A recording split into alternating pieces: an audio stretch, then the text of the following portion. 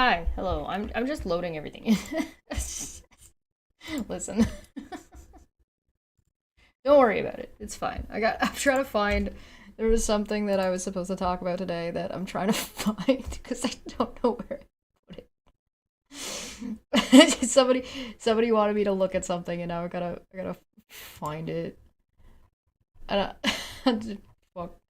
It was like late last week or like really early this week, so it's like buried in all of my stuff. Uh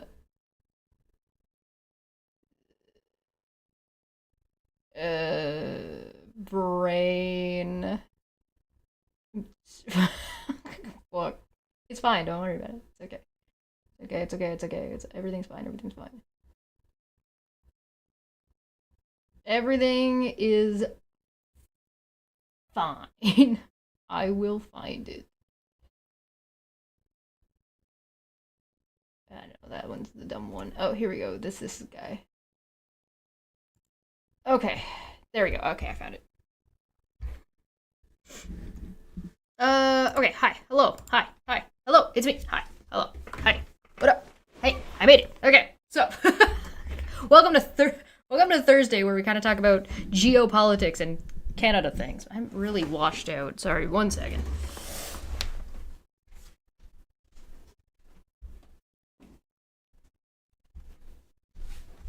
Don't mind my Pepsi shirt. The boycott is still on, and this is just a really comfy shirt.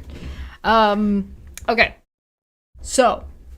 I have a couple of things to go over. The first thing we should look at is Mark Carney and Donald Trump at the G7. Because the G7 happened, the G7 happened, it's over now. Carney is now going to a NATO meeting and an EU meeting. People are chatting about whether or not Canada should or will or is going to join the EU.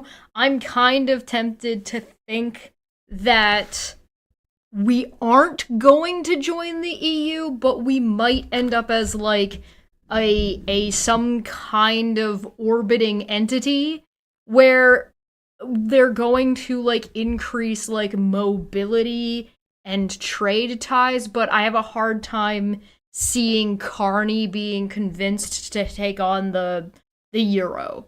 You know, like I don't think Canada's gonna switch to the euro. However, I maybe if it's like over, if they set something up for like long term times, maybe we'll see a switch over to that. I don't know. I'm not really convinced. Does Canada want to join the EU? I don't know. People are into it. I don't think we hate it. I don't think it's like the worst idea ever. But I'm not entirely sure.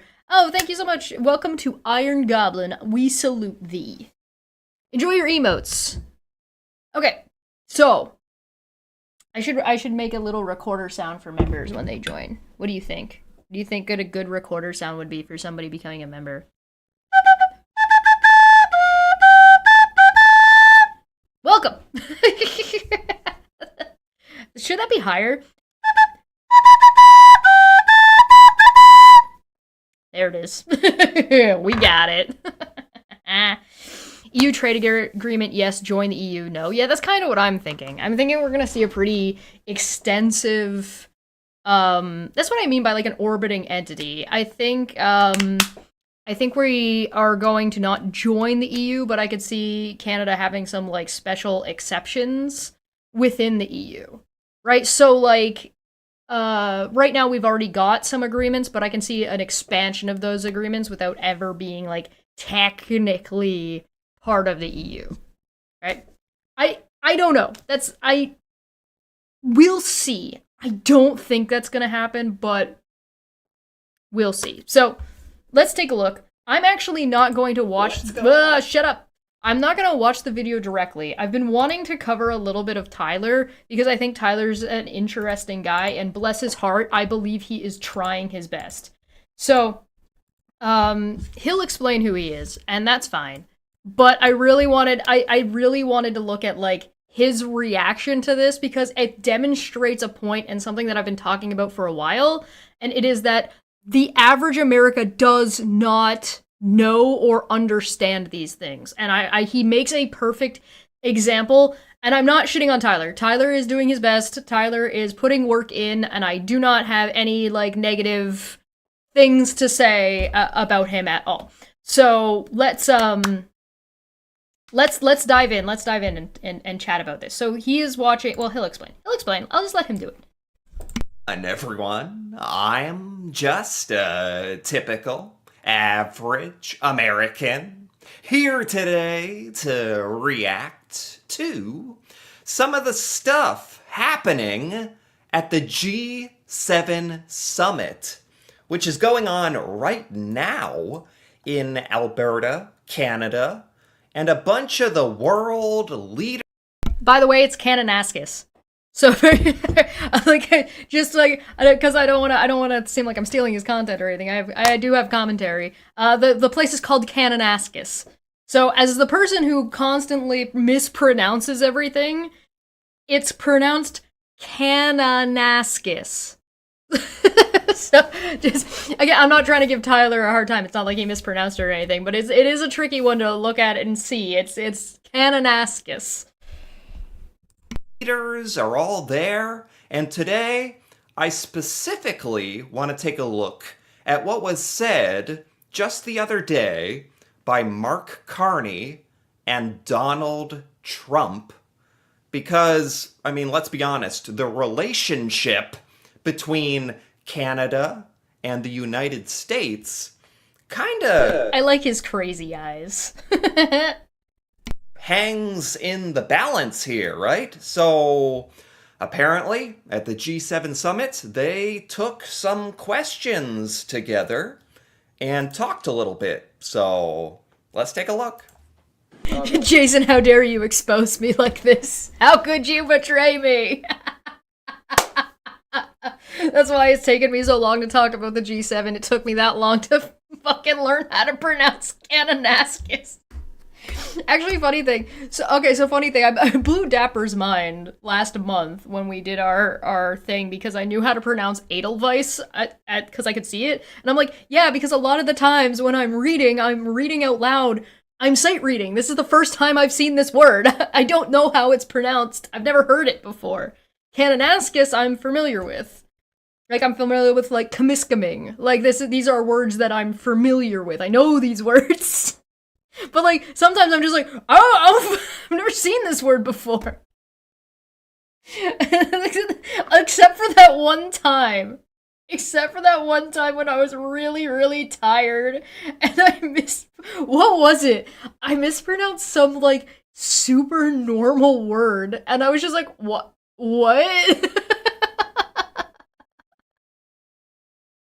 I can't remember which word it was. It was on Debate Hub. It was on the pub specifically, so go watch those if you want to find it. But God, it was really bad.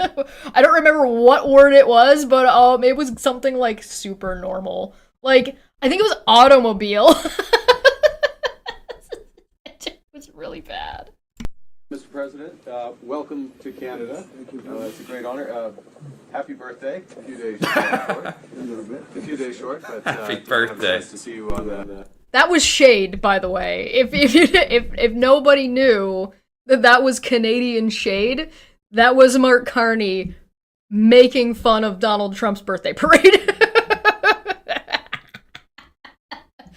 I don't know if I think that Tyler is laughing at that, but I'm not sure that Tyler grasps that is a straight up slap. That is he's insulting him. That's a Canadian insult.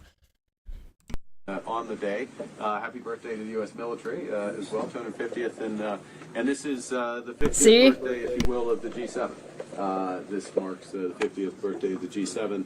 And the G7 is nothing without U.S. leadership, and your personal leadership of the United States, many issues, geopolitics, economic, technology. Wow. Yeah, I can see why Trump really likes Mark Carney. Mark Carney is for one thing, he's just a nice guy, but he's very complimentary of Donald Trump. Now, I mean, in the back of my mind, I do wonder, like, is Mark Carney being strategic here? Is this some kind of, like, Canadian strategy where it's you really butter Donald Trump up. You're like, your presence is so fantastic. Happy birthday, by the way. Like, it's, either way, whether it's a... So I will answer as a resident Canadian, yes, but it is not a Canadian strategy.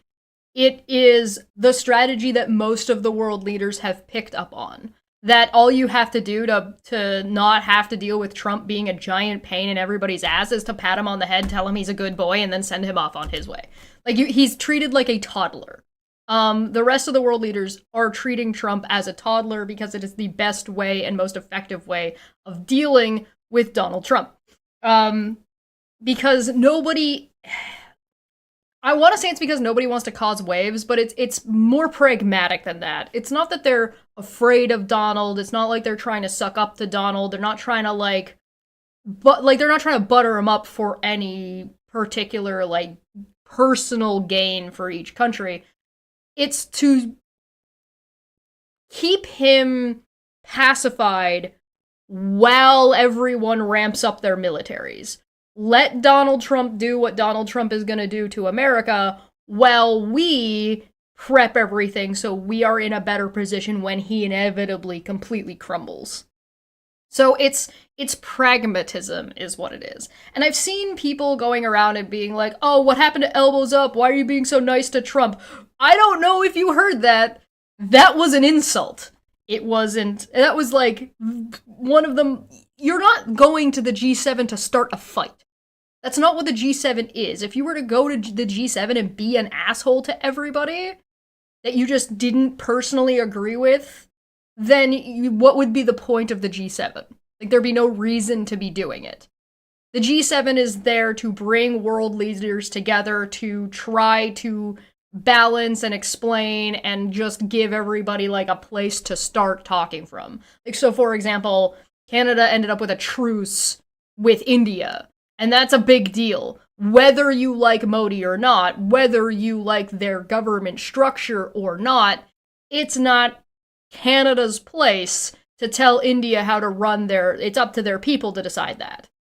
So what we can do is do our best to not be fighting with them so we have less deaths and interference and problems, ideally. It doesn't mean we just blindly trust them now. No, it's pragmatism, it's politics. But anyway, it's not a Canadian thing. The Canadian thing was the birthday military insult. That was the Canadian thing. The patting Trump on the head, giving him a cookie, is something everybody's doing right now. Genuine or not, or somewhere in between. It's very smart, I would imagine. And I mean, as an American, I'm really hoping that the relationship between Canada and the United States, starts to repair itself.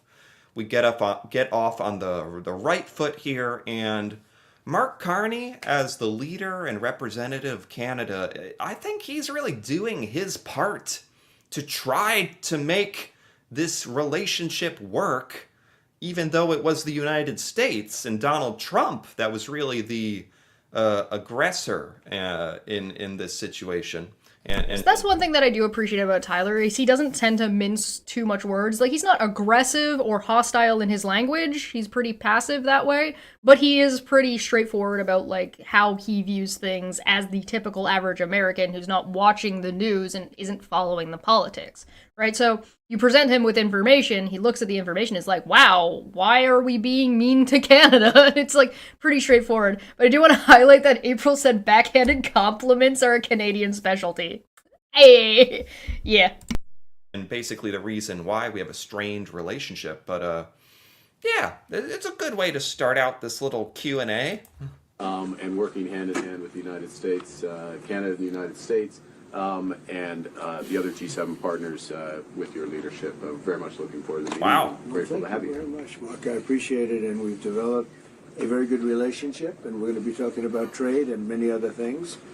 And we have a whole group of people, some traders and some other people. I see my top economy people. What? Did anyone... He uses the word aggressive. I'm saying Tyler is not aggressive. Tyler isn't saying, wow, America really fucked over Canada. I mean, like, his language is, like, America was the aggressor in this scenario. He's acknowledging it, but he's not, like, he's not up here. He's chilling here, but he's not dismissing it or downplaying it. I think that Tyler presents this stuff and forms his opinion and presents his opinion in a very, like, chill manner. Anyone else think he was, you know, the word traitor? Is he talking about an individual who does trade, or like a traitor, like Benedict Arnold? You know, someone who betrays. That was a weird choice of word. Who uses the word traitor like that? By the way, okay. But we have a very talented group of people, and you do too. And I know that I absolutely love that. Like, we have the very best, very talented, we have very good people, and he's standing there, and you've got Pete Hoekstra, Marco Rubio, and Scott Bessent.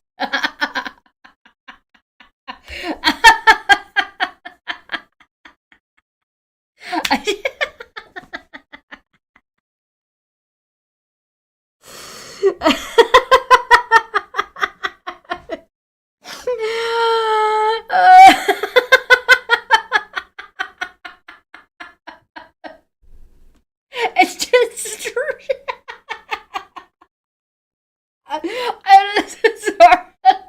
The framing of the video. Sorry, I need a minute.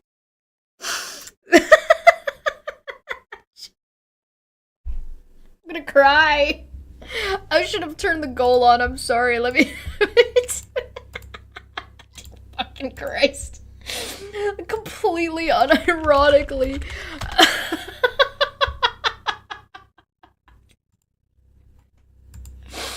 Full straight face. Fucking Marco Rubio and Scott Bessent. Oh, Pete fucking Hoekstra. Whew. Ouch. Alright, let's get. I'm sorry. Keep going. I'll put it back. Okay. But we have a very talented group of people, and you do too, and I know they work together very well. I look forward to that. The G7 used to be the G8. Barack Obama and a person named Trudeau didn't want to have Russia in, and I would say that that was a mistake, because I think you wouldn't have a war right now if you had Russia in.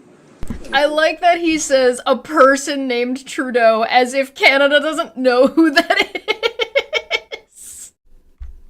I liked Tyler's face though. Go on. Whoa. Okay, I mean, isn't this what we came here for, though? Isn't this what we came for? You never know what Donald Trump is going to say. He's kind of going off on some kind of tangent here about how Russia should be part of the G7, despite everything bad Russia's done, okay? He also managed to get a jab in at Trudeau, who I don't even know what Trudeau's like doing these days. He's probably like kicking back on Vancouver Island or wherever you go to retire in Canada. Geez, he really doesn't like Trudeau. He's still bringing up Trudeau. Like, Yeah, he doesn't like Trudeau because both his wife and his daughter thought Trudeau was hot. I don't know if you're aware of this, but there are pictures. Like, but I digress. Don't worry, I'm going to cover what Trump said. I just want you to see what happens here in this video. Just pay attention for a hot minute. now, in 2025. You wouldn't have a war right now if Trump were president 4 years ago, but it didn't work out that way. But it used to be the G8, and now it's, I guess, what's that, 9 years ago, 8 years ago, it switched over. They threw Russia out, which I claimed was a very big mistake. Even though I wasn't in politics then, I was very loud about it. It was a mistake in that you spend so much time talking about Russia, and he's no longer at the table, so it makes life more complicated. But you wouldn't have had the war. Tyler's so confused trying to keep up with what Trump is saying. What the heck is this? What is this? Like this? To be honest, like I didn't even know about the G7, the G8, the Russia being kicked out, Barack Obama, Trudeau, whatever. Um, is I guess this is relevant. It's also kind of random to me why he's just like going off on this random like rant about this. And there's already been like a lot of criticism over Trump being very friendly towards Russia and or at best not critical enough of Russia. And I don't think this is like helping that image at all to be like Russia should be here. Why is it? Let's get Putin in on this Q&A. It's like I don't know. It's just I guess that's why Trump is Trump. Yeah, this is what people were expecting from him. Like, nobody was surprised that he went on a fucking tangent about this, but hold on. Just give it a second. Other than that, I think we're going to accomplish a lot, and I expect to. And I think, I guess if I'm trying to, attempt to be unbiased, he's saying if Putin were at this G7, G8 summit with all the world leaders, talking and having an open dialogue would somehow do a better job at facilitating peace talks or something. Maybe, but at the same time, it's like we have pretty open dialogue now in the modern day. You can pick up the phone, you can tweet, as Trump likes to do. They can have open dialogue with Putin. Like it doesn't have to be at this meeting. I don't know. Am I out of line here? I don't know. It's just interesting that this is what he's choosing to talk about. I don't know. Tyler is correct about that. Putin supposedly talks to Trump on a regular basis. There is no issue when it comes to having the dialogue. And if you do follow politics, you would know that the last time they tried to have peace talks with Russia, Russia demanded that Zelensky meet him. Zelensky capitulated to that, and Russia didn't show up. Putin didn't go. And Trump has long since given up any participation in trying to facilitate peace. So, our primary focus will be trade and trade with Canada, and I'm sure we can work something out. Here we go. All right, forget all that. This is what we came for. The trade talks between Canada and the United States. What did he just say? Now you have to take every soundbite with a grain of salt. But he said, I think we can work something out. He did just say that. Focus will be trade and trade with Canada, and I'm sure we can work something out. I'm sure we can work something out. all right, so my unfinished jury said, hail Chesh, down with the complicated human projector. Yeah, so there's a couple of things you need to know that Trump got wrong when he is talking about Russia. And Russia's participation in the G8 and whether or not that would have prevented war. And this is important because of a couple things. One, it was the G7 initially. Then Russia joined. It became the G8. Then Russia was kicked out. Russia was not kicked out because of Justin Trudeau. Justin Trudeau became prime minister in October, was voted in October of 2015 and was sworn in November of 2015, and Russia was removed in 2014. The prime minister at the time was the conservative prime minister, which was Stephen Harper at the time, was not the liberals. In addition, when Trump says something as absurd as you wouldn't have a war if Putin was still in the G7, or the G8 as it would have been, it completely misdirects and gets wrong the reason why Russia was kicked out of the G7, or the G8. The reason was annexation. Russia started a war. That's why Russia was kicked out.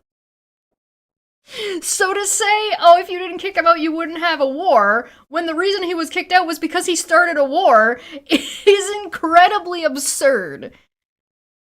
And this is not like, I'm not gonna shit on Tyler for not knowing this, but as a representative of the typical average American, when you just nod along with what Trump is saying and you say, oh, I didn't know that, as if taking what he's saying is true or accurate, that's a problem. And it's not a problem like I'm saying Tyler did anything wrong, right? I'm not saying he's done anything wrong. It's not his fault for not knowing this, right? Typical average Americans do not know these things. Typical average Americans don't just assume Trump is lying or is wrong about shit. They just take him at his word without really thinking about it because they don't think it's something they need to consider. It's something you should definitively consider. Absolutely it is. Especially when you end up accidentally, potentially spreading that information. Like, if you're talking about it with your friends. I mean, if you've got a YouTube channel, but again, I'm not picking on Tyler here. If you are going out with your friends and you say, oh yeah, so like Trudeau and Barack Obama and we wouldn't have a war in Russia if the G8 did something and let Putin stay. And it's like, no, not even a little bit.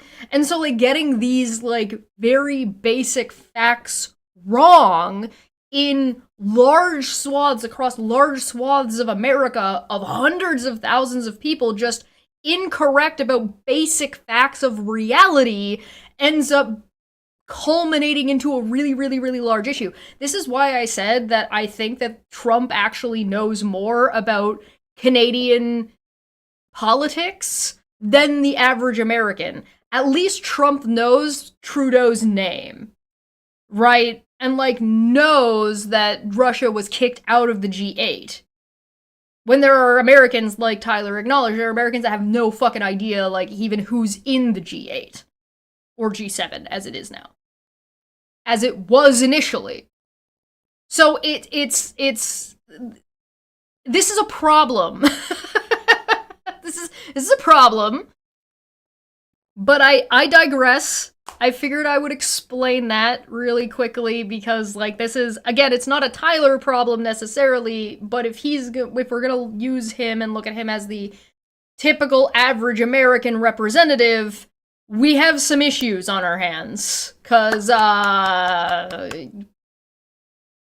guys, please, come on. Okay. I mean, that's something. That's something. I don't know if they're going to go into more detail. Your bar is about really any low. of that. But that's definitely a positive thing to say. Yeah, very good. Thank you very much. Yeah, so much. Thank you very much. Mr.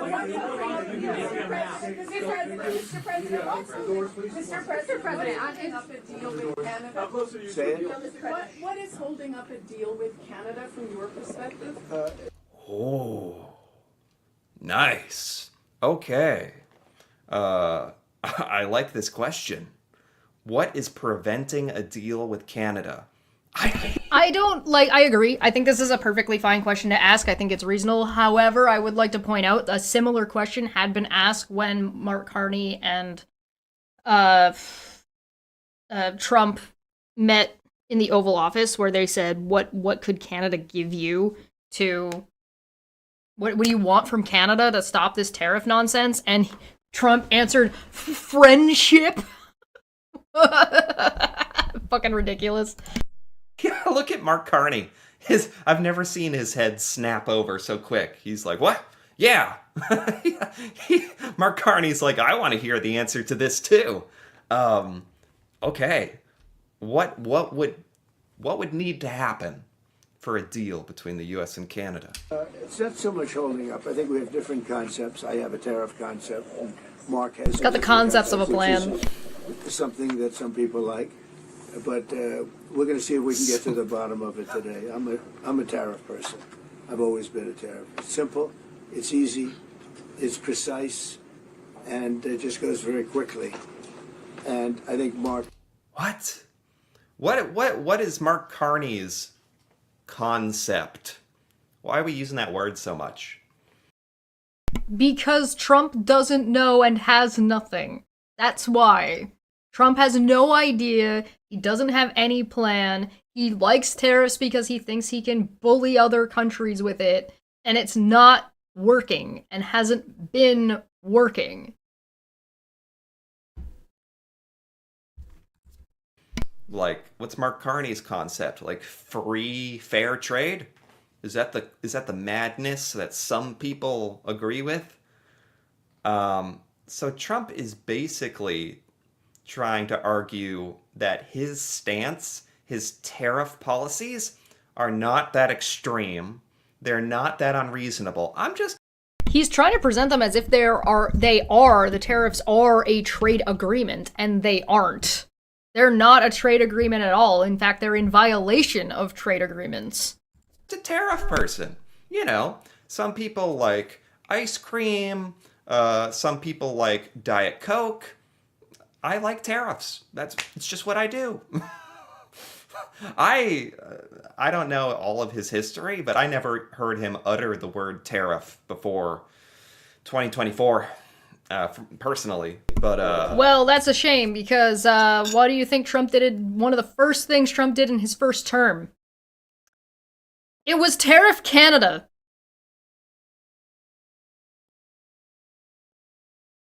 This is another example of what I'm talking about.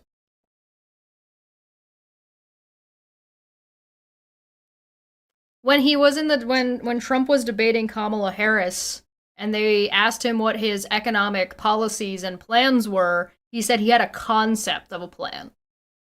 The concepts of a plan. And what is he saying here? Concept. Oh, I guarantee you that Mark Carney has more than a concept of a plan.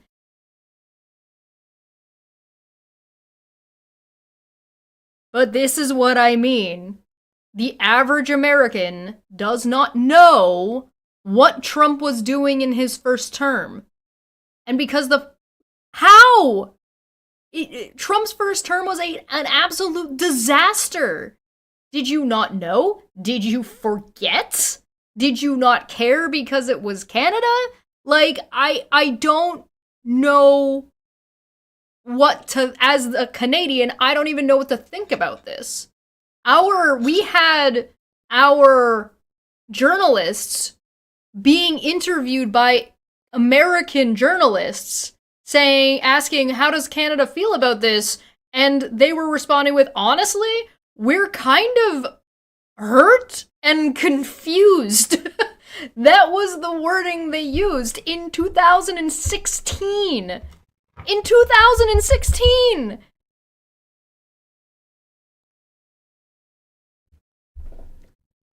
So, like, I don't know what to, I only recall the highlights of what Trump did. I don't know, I would say betraying and tariffing Canada was a highlight, but then again, I'm Canadian, so maybe I'm biased. But, like, it's not like it was only Canada that he tried to do this to in 2016. He was stopped by Congress that time. And it got reversed. It got reversed relatively quickly. So, but you don't see Canadians going around and saying, well, when Trudeau was prime minister, those tariffs from Trump were reversed really quickly, so what the fuck is Mark Carney doing? It obviously is not Mark Carney's fault. You know what I mean? It's obviously not that. Right? You don't see people running around saying that. But then again, people also really fucking hate Trudeau for some reason. I don't fucking get. A lot of it I don't really understand. I just don't really get the criticism most of the time. Half of the criticism is just bullshit. Or like things that I'm like, okay, yeah, I disagree with that, but is that really like here?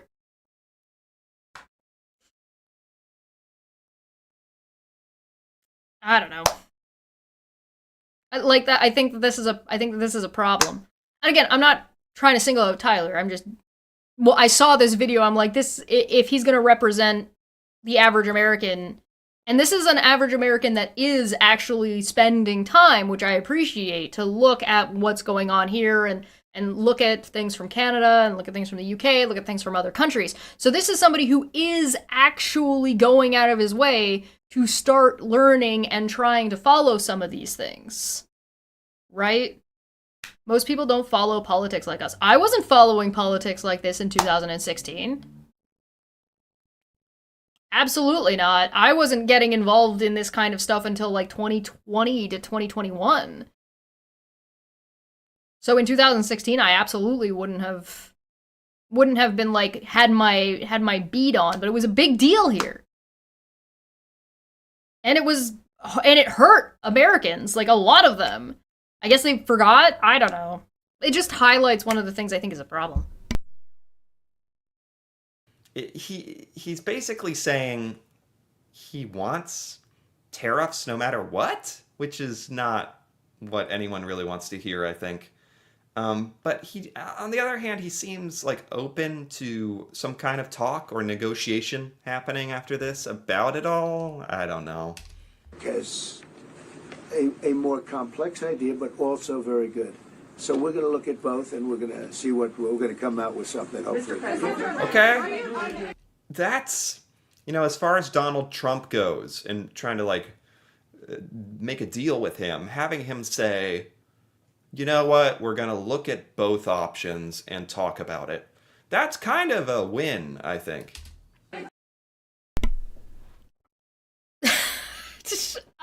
Bless his heart. No! Your bar is so low. The bar is so low. And I don't know if the bar is so low because of the expectation for Trump is so low, or because, like, the expectations are so low because, like, the knowing Trump's history is just not there.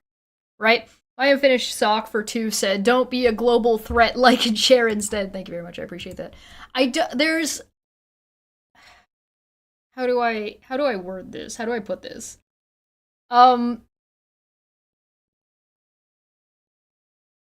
Nobody thinks that what Trump said there means anything. We saw Pete Hoekstra, oh, America's open for business. He just said he wants to tariff everybody all the time. And then it says, oh, we're willing to talk about it. Talk about what? You're just declaring what you want. Like, and we all know Trump's word is meaningless. So if the average American still thinks Trump saying something means anything, I don't know what to think. Because it doesn't. It doesn't mean anything. He's a liar. And besides the fact that he's a liar, he just says whatever he thinks is gonna sound good at the time and then never does it anyway. So even if he's not actually intentionally lying, he never actually means what he says.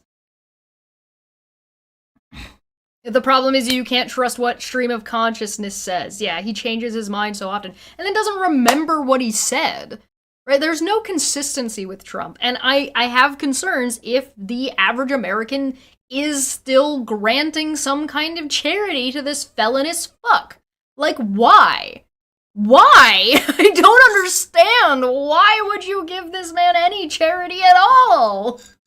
And it, like, there's something about, like, he's your president. This isn't, like, about the way he treats other countries. This isn't about the way he treats other people. This is America on America violence. So I get very confused. It's not like I'm not asking Americans to learn about Scandinavian politics. It's their guy that they voted in. I'm lost. Dazed and confused.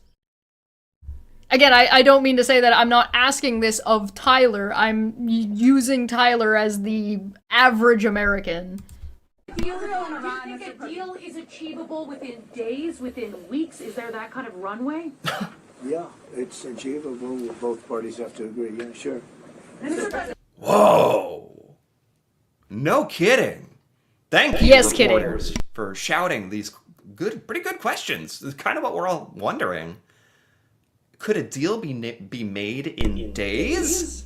The questions only matter if the answers hold any weight or validity, and they don't. It doesn't matter what question you ask Trump, he will turn around and do something completely different the next day. This is to the people that work with him, like Scott Bessent. Scott Bessent was in Congress being asked questions, and he said, like, oh no, that's not gonna happen. And then Trump did it. Well, he was there, and they were like, well, he just did it, so now what? So it doesn't mean anything. I can appreciate asking the question, but like, maybe that would be a good question under normal circumstances, but we're not in normal circumstances. We're in Trump circumstances. So what is even the point of asking this question? It doesn't mean anything. His answer is meaningless. And I'm concerned that Americans think that it's like it makes me concerned that Americans think that anything Trump says matters, let alone matters to any other country. Like, it shouldn't matter to you. And it definitively should not matter to fucking anybody else. Like, it doesn't even matter to his own people. That's why there's no point, for example, like I've said before, there's no point in having Pete Hoekstra in Canada saying anything to us about what America's doing, because Trump's gonna do whatever he wants anyway, and maybe Hoekstra will know about it, and maybe Hoekstra will find out that day. Like, you really think this passive, blasé whatever, oh yeah, sure, it could happen, means anything? He could say, yeah, we'll have one tomorrow, and then immediately leaves the G7, because that's what he did. He fucking left. But before the end of the first day, he fucking pissed off. Maybe. It depends on how things go. Again, that's vague. Trump could turn off the tariffs tomorrow in the exact same way. Israel could stop war with Gaza tomorrow, and Russia could stop the war in Ukraine tomorrow. I don't know how to be more clear about this. The tariffs go away if Trump stops. All he has to do is not do the tariffs. Non-committal answer. But I don't know. Alex says, well, Trump sets policy, so unfortunately we are desperately trying to keep up with his decaying mind. You should stop that. You should just stop trying to do that. It's not going to help you. Trump typically tends to just say, pretty honestly, what is on the front of his mind. So if he... Okay, well, first off, no, not honestly, but you're right in that it is a stream of consciousness. What he's saying is not honest. He is not an honest person. He is a liar, he's a felon, he's an abuser.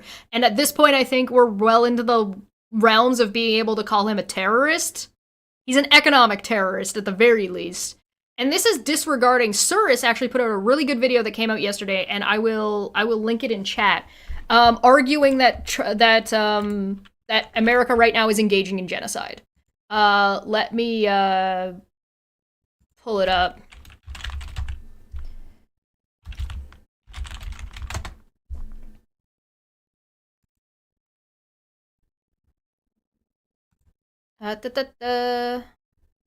Oh no, where is it? Surus, no! I hope the videos didn't get taken down. Let me see if I can find it. YouTube could have yeeted it. I watched it, so I'll see if I can find it in my history. Here it is. And he makes a compelling argument. I'm planning on reaching out to him today or tomorrow to see if he wants to come on and chat with me about it, because it's actually very, very interesting. Cash has a better chance of counting past 4 than Trump stopping the tariffs. I mean, yeah. Any chance he can be relieved of command like a captain of a ship on grounds of insanity? Yo, they could. They could have done it ages ago, but the Republicans don't want to. America is choosing not to. There are, like, for example, Scott Bessent, right, that I mentioned before, had to be confirmed. JFK had to be confirmed by the Senate, and the Senate confirmed these people. They're choosing these things. Trump could have been indicted like 100 times by now. It's already been ruled that his tariffs are illegal. But yet here we are. What is the rest of the world supposed to think about that? How else will we be able to cope if we don't know what he's doing? You put him on the back foot. You change the game. If you're trying to cope with what he's doing, it means you're letting him control the situation. Stop letting him control the situation. If you want to know how to do that, Canada's been doing it. Canada's been doing it since he got in office. Mark Carney does it here.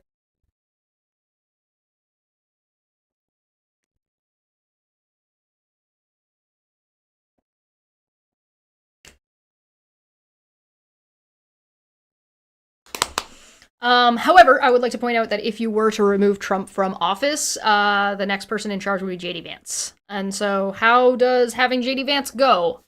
I don't know. I have no clue. I have no idea what happens if Trump gets removed. And, like, let's pretend for a second, let's all dream a dream where Trump has a heart attack tomorrow. If Trump has a heart attack tomorrow, what does JD Vance do?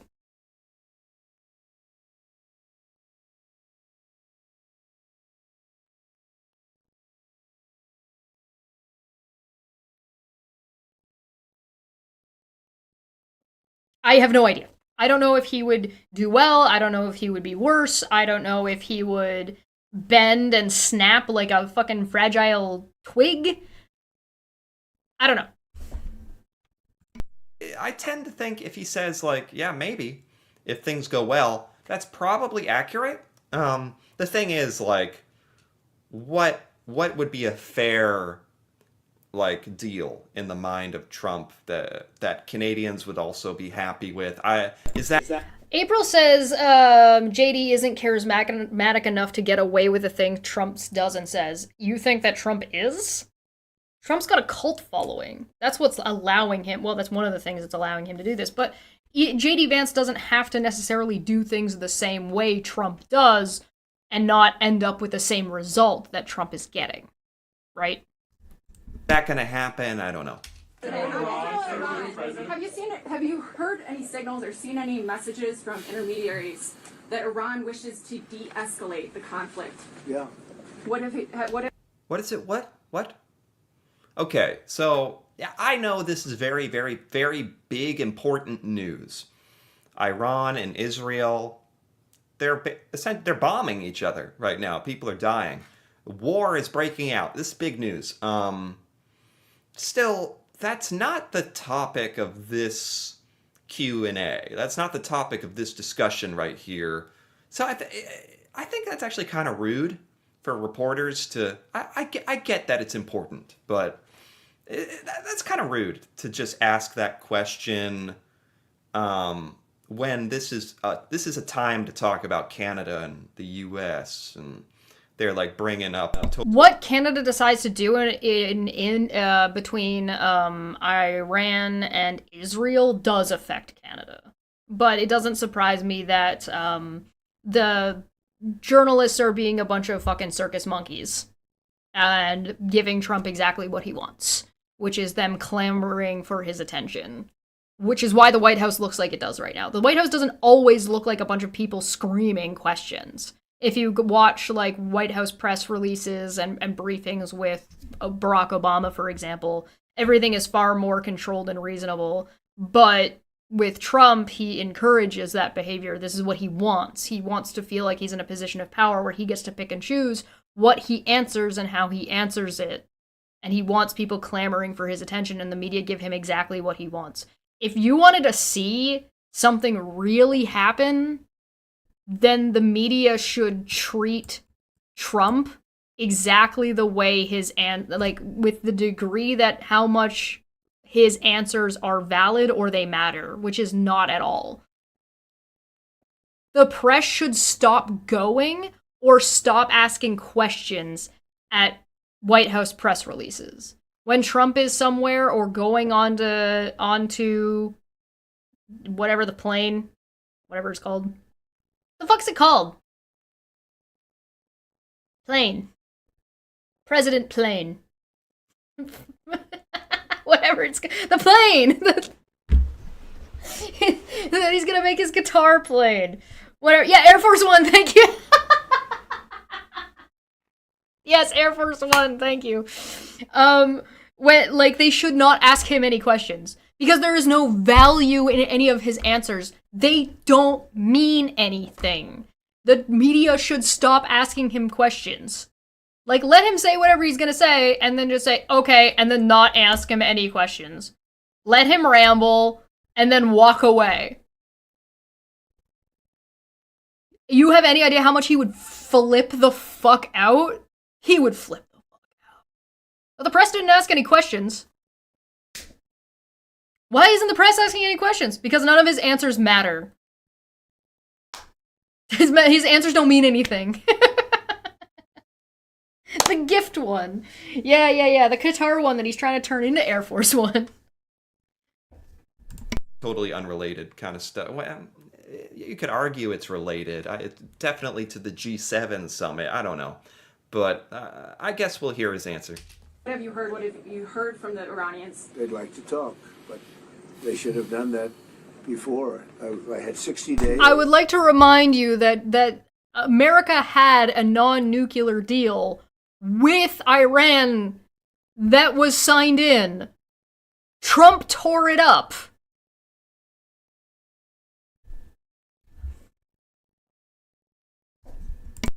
And they had 60 days, and on the 61st day, I said, we don't have a deal. I would like to point out that Israel's the one who attacked Iran. By the way. They have to make a deal, and it's painful for both parties, but I'd say Iran is not winning this war, and they should talk. You want to know why Iran doesn't win this war? Because America is supplying their military. If you don't believe me, all you have to do is look at Trump's posts. Trump's posts where he says, we have the control of the sky. Oh, Iran could have been a threat, but if it wasn't for all this American military gear that we've been providing, like, and this is things Americans should know about. Because it's really, like, kind of important. Trump only tore it up because Obama signed it and he hates everything Obama. Yeah, because he's an angry, tantrum-ridden white man who's fucking less than mediocre, who doesn't like that a black man is more successful and more well-liked than he is. I.e., he's fucking stupid racist. They should talk immediately before it's too late. And what would you say, in your opinion, what would it take for the U.S. to get involved in this conflict militarily? America's already involved. I mean, this has nothing to do with Canada, but I'm actually kind of interested to hear. The thing that it has to do with Canada is whether or not Canada would support America in this scenario, which is a very big question with a very obvious, like, something we already know the answer to, and it's no. So between Afghanistan and Iraq, America is going to... Remember America got help from Ukraine? Canada showed up as peacekeepers, but refused to, like, Jean Chrétien, our liberal leader at the time, was just like, no, I don't believe the Bush administration. We're not doing that.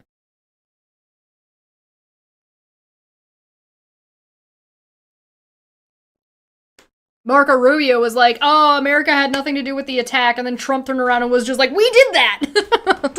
Same with, Ted Cruz. We attacked Iran and then immediately reversed course when he was told, Trump just said last night we weren't doing it. Except that Trump said they were doing it. They don't know. They don't know what's going on because nothing Trump says fucking matters. Brother! I don't think Americans... Again, this is not I'm not directing this at Tyler. Tyler's great. I love Tyler so far. He hasn't done anything that's pissed me off. I like Tyler. I appreciate that he's trying. If the average American doesn't know and doesn't care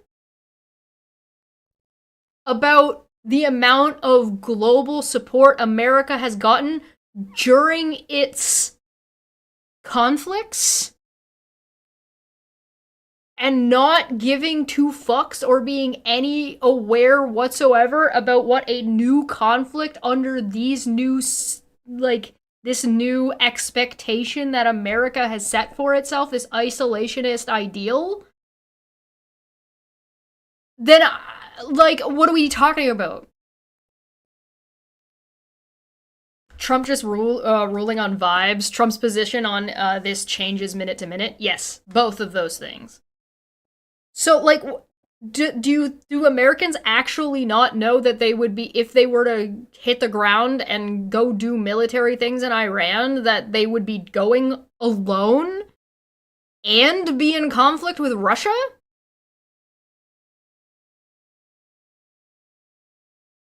Which is forcing America to be in a really weird position and puts Russia in a really weird position, because Russia is going to be expected to help out Iran, and they may or may not, because they're kind of busy dealing with Ukraine and, you know, everyone else.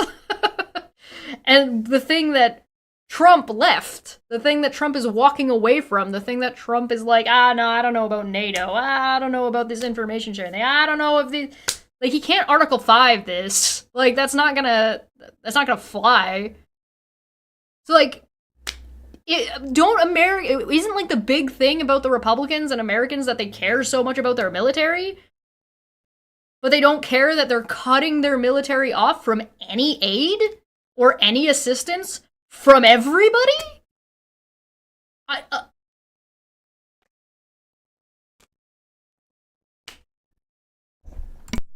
Hear this. I don't want to talk about that. As you mentioned Putin, do you think that he should have a seat at the G7 today, that it should be the G8? What kind of question is that? He obviously thinks that. He said he thinks Putin should be there he said that at the beginning.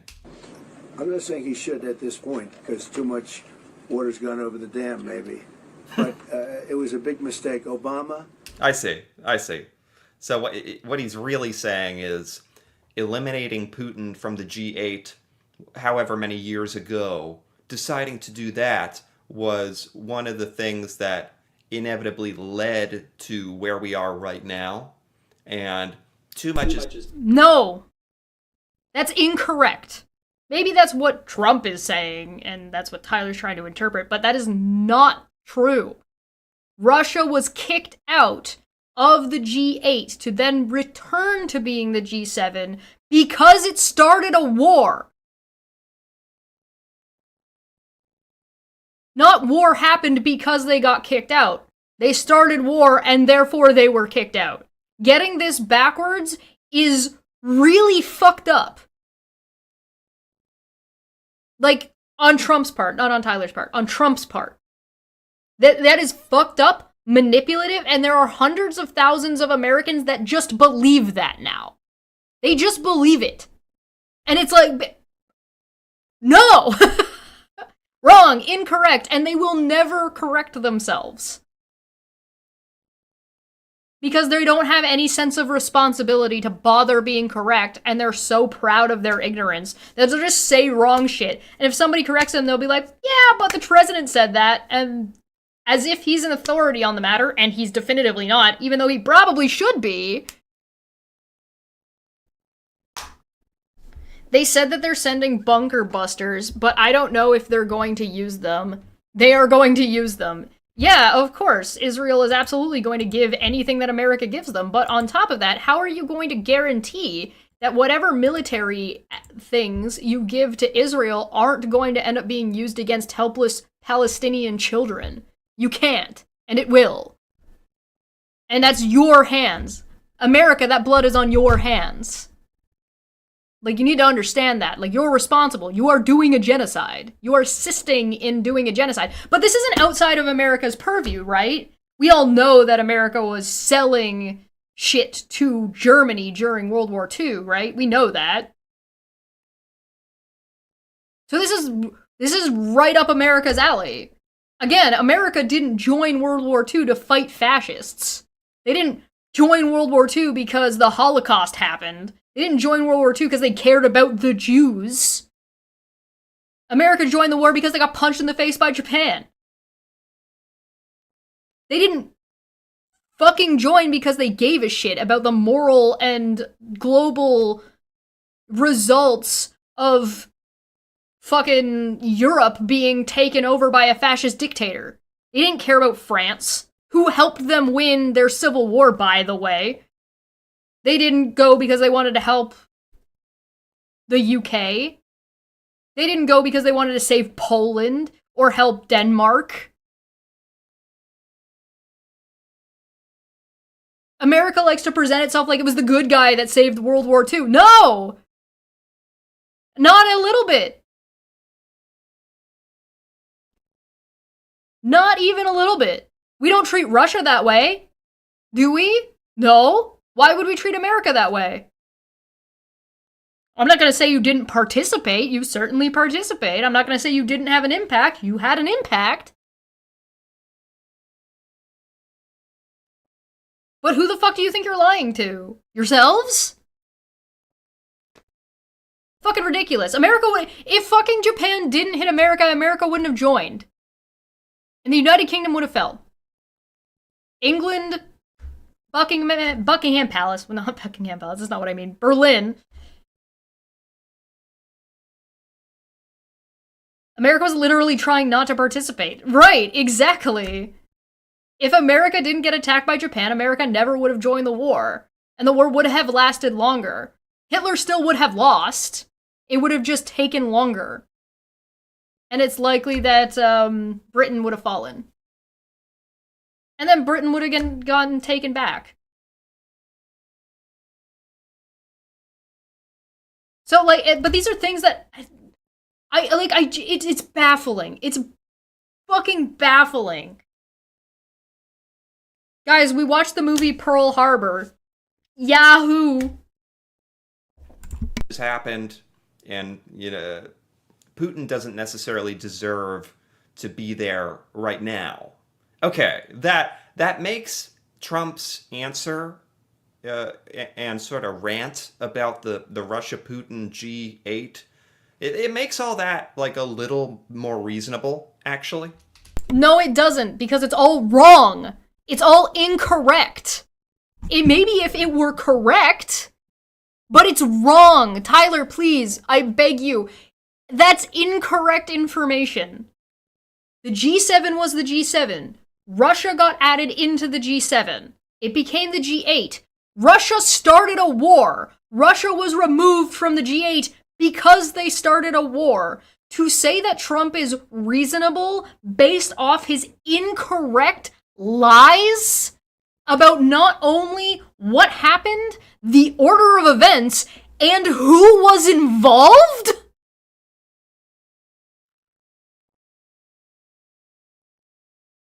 He got everything wrong! He didn't get the G7 to G8 thing correct, because he said, oh, it was the G8, you know, I used to use them, now it's the G7, but it was the G8 before, and it's like, yeah, but it wasn't originally the G8, like he's presenting it was. Trudeau had nothing to do with it. He was not the prime minister at the time. And the war began so Russia was kicked out, not the war started because Russia was kicked out, or the war started after Russia was kicked out. All of it is wrong. All of it is wrong. Not a single thing was correct. I think the closest thing to being correct was Barack Obama was president. That's the closest thing. Didn't want him, and the head of your country, the proud. We didn't want him because he started a war! You know, like, they tried to convince Russia to not start the war, right? And people said, if you start the war, you will not be allowed to be in the G8 anymore. And Vladimir Putin went, okay, bet. And then did a war. I'll be right back. I need more tea.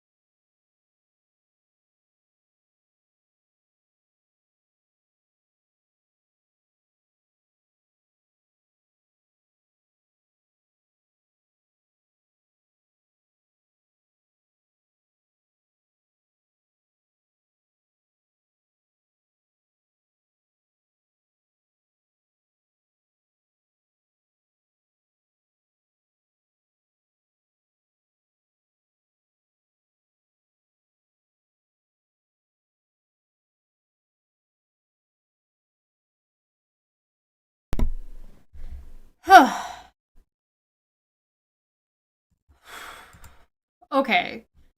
Alright. Alright. There's a thing about this that I don't like. And it's that I'm sitting here saying, I don't expect the average American to know what their president is doing. Or understand what their president is saying. That's not good. I don't expect, like, if I walked up to a random Canadian on the street and I asked, who's in the G7? There's a really decent chance that they might not be able to answer.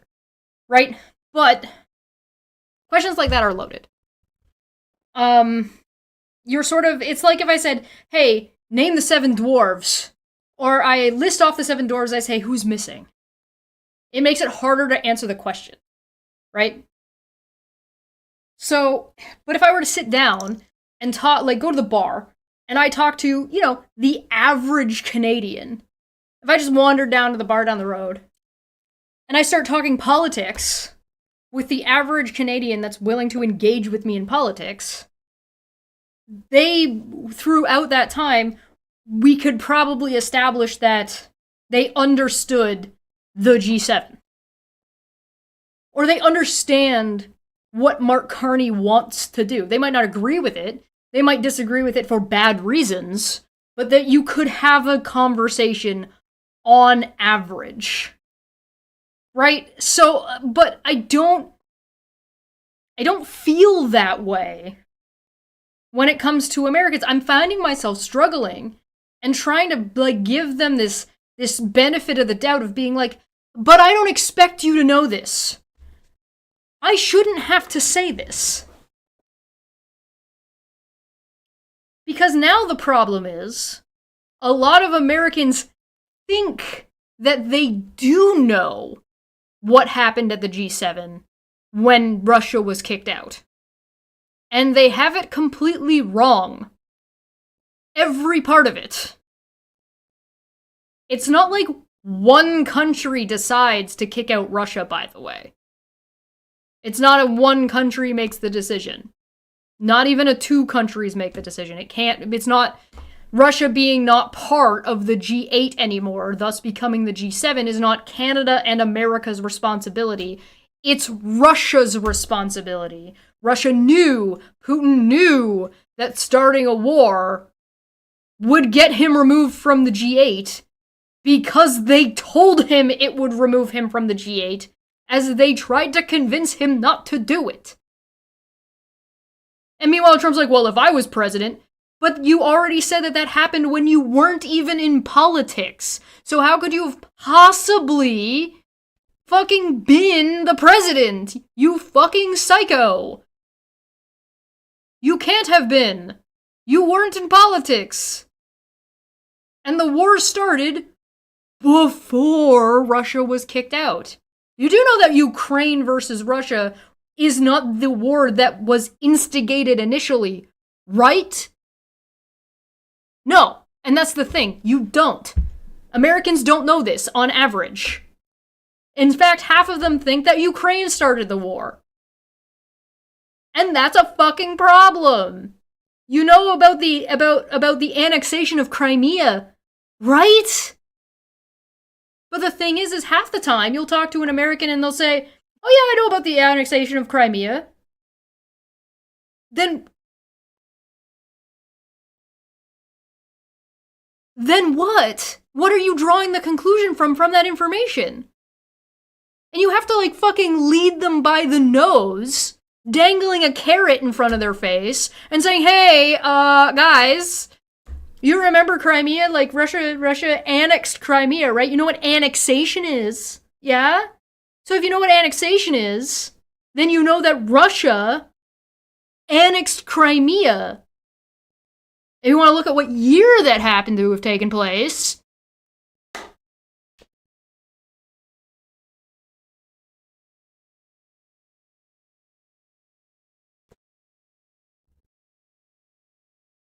Canada, Germany, France, Italy, Japan, and the UK. Are you missing somebody? Oh, and the USA. 7. there are a couple others that managed to show up this year. India was there. Mexico was there. The Prince of Saudi Arabia was invited, but he didn't go. The average Canadian doesn't get news anymore. The last drop in the amount they got came from the ban of news from Facebook. I mean, yeah, you want to protect the news sites, but it led to go to them. I think you mean that, like, they banned news on Facebook, and so now they're getting bad secondhand news instead of regular news. Which is a complicated problem, but there's also a really big issue which we talk about, which is post-media, which is a right-wing extremist, American-owned conglomerate of local, mostly local, not all local, news that predominantly exists in, like, Alberta, Saskatchewan, and, like, one or two in Northern Ontario, like, in rural areas. Yeah, no worries, I think I understood what you meant. Correct me if I got it wrong, though. And so, like, that needs to be dealt with. But, like, this is media and journalism issues. And I'm gonna talk about that more when we're gonna look at Tucker Carlson and, Ted Cruz, Raphael. We're gonna look at Tucker and Raphael soon. But, I mean, I also wanted to talk about Rachel Gilmore today and talk about Steve Boots a little bit, because I think that they're, not that I think that they're inherently wrong, but I think that part of some of the things that I see them doing is problematic. But I think we're going to say that for another day, because I think it's going to be, we have enough to cover today. So maybe I'll just do more of this. So we'll see. So having taken Monday out and just doing chill streams on Monday, I've lost an entire stream day of covering all these topics, but it's okay. And I want to be clear, I'm not picking on Tyler, I'm just taking Tyler as the example of the typical average American. So I think it's really problematic if you think that anything Trump just said was reasonable because you didn't check to see if anything what he said was true. And you just agreed with it. And you cannot do that with Donald Trump. I'd like to say that on average that would normally be an okay thing to do. Normally, in like general terms, if a world leader says something that is a historical event, you should usually be able to trust it. But Trump is an authoritarian propagandist, so you can't. If it was Obama, then I'd be more likely to trust what he was saying. But I don't know if you've noticed, the Conservative Party, the Republicans in America like to lie and instigate war. Cough, cough, George W. Bush, cough, cough.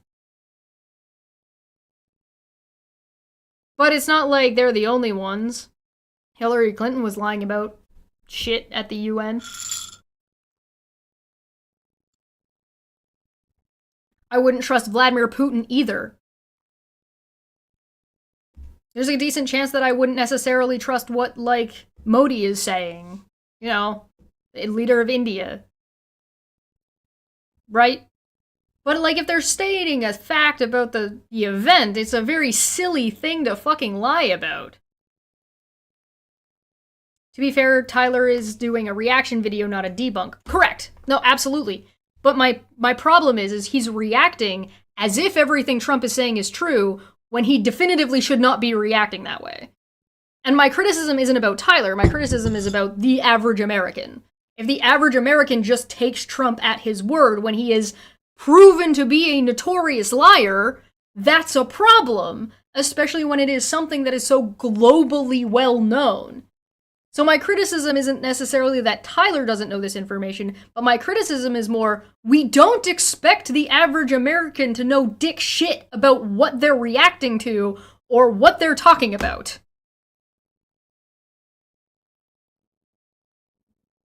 And yes, Trump feeds on that, 100%. 100%.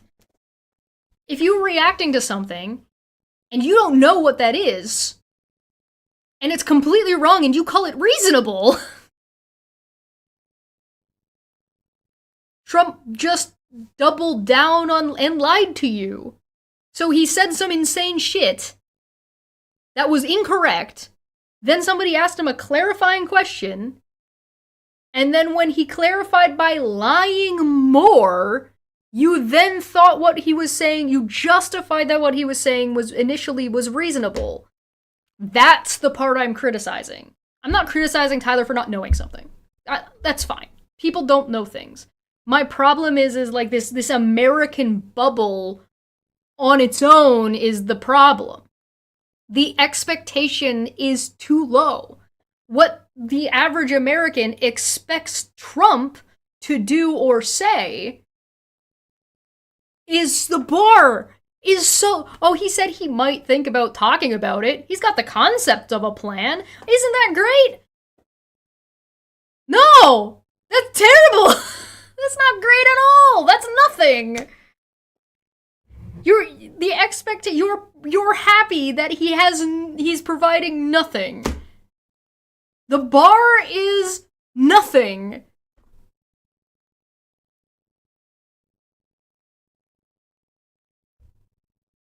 And like, again, I appreciate that Tyler is trying. Tyler's definitely learned more about Canada, for sure. But geopolitics might be a bit, might need a little bit more. And like, I'm not trying to say that I'm perfect and I know everything about this stuff. It's like, it takes research. You have to double check these things too. But like, I just think it's sad. I think it's sad that the average American, again, when I'm saying average American, I don't mean Tyler. If I was talking about Tyler, I would say Tyler. I find it sad that the average American has such a low standard of expectation from their president and has such a low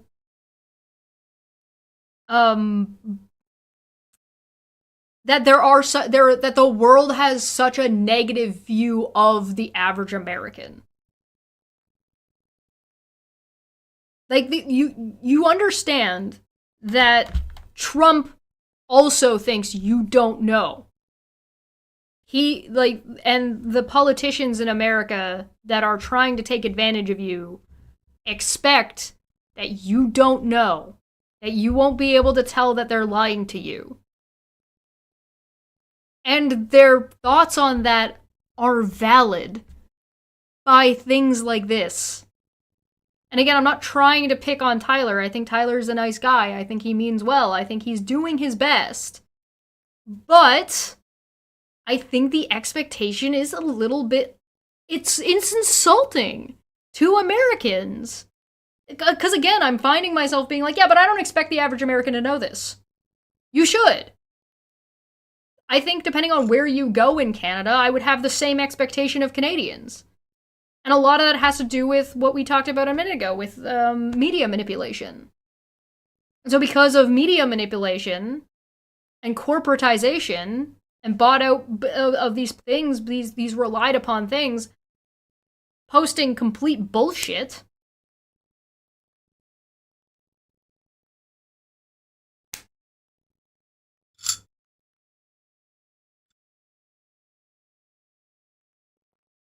but you're applauding it. I don't know. And it's not like what is Tyler supposed to do about it, right? I don't know.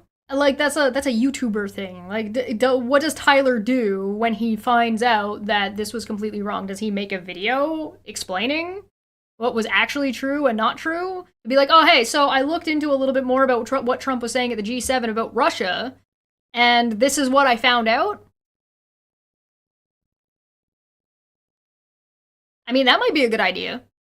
Not that I'm telling him what to do, but like, now you're responsible for calling Trump's lies about factual information true to 132,000 subscribers and a video that has 50K views in one day.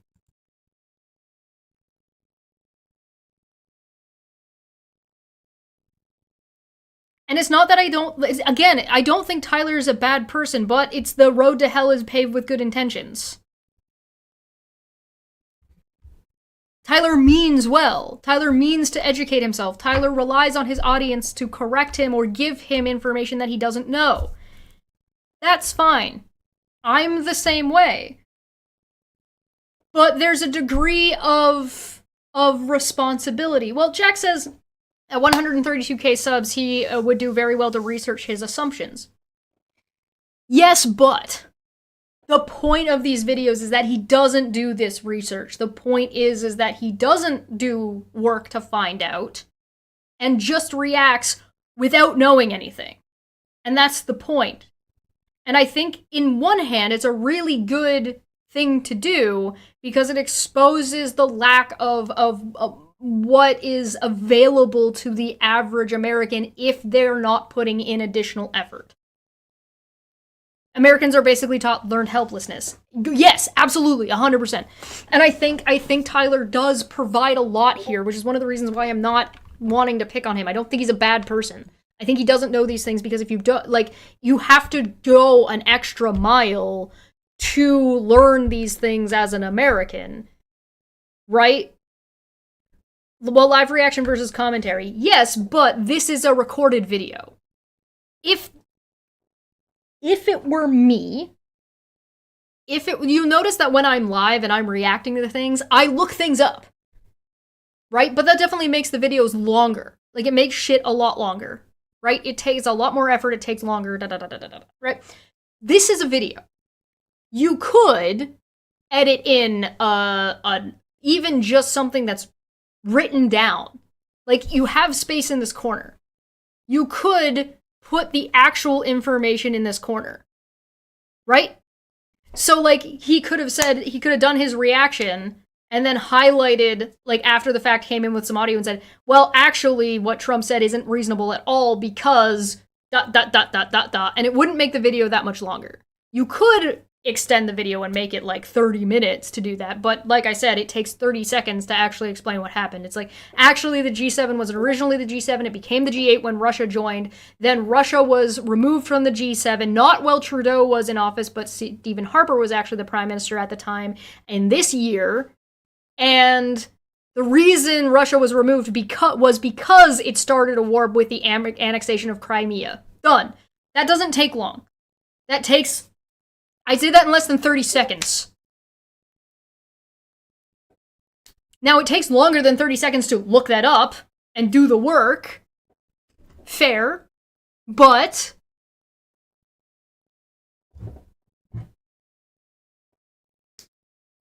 oh yeah, no, I absolutely appreciate when you guys provide me with more information or when I get things wrong.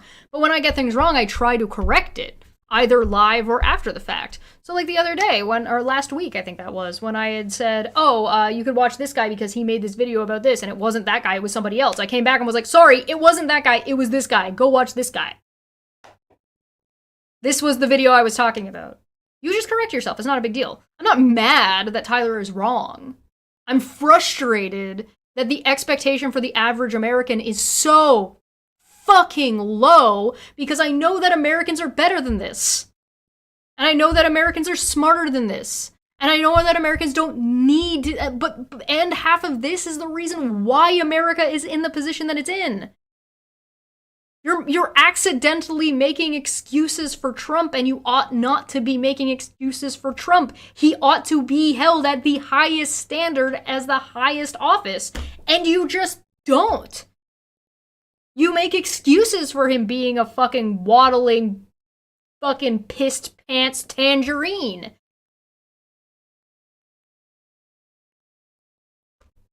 Oh yeah, sorry, the pling from Discord is me. Dapper messaged me.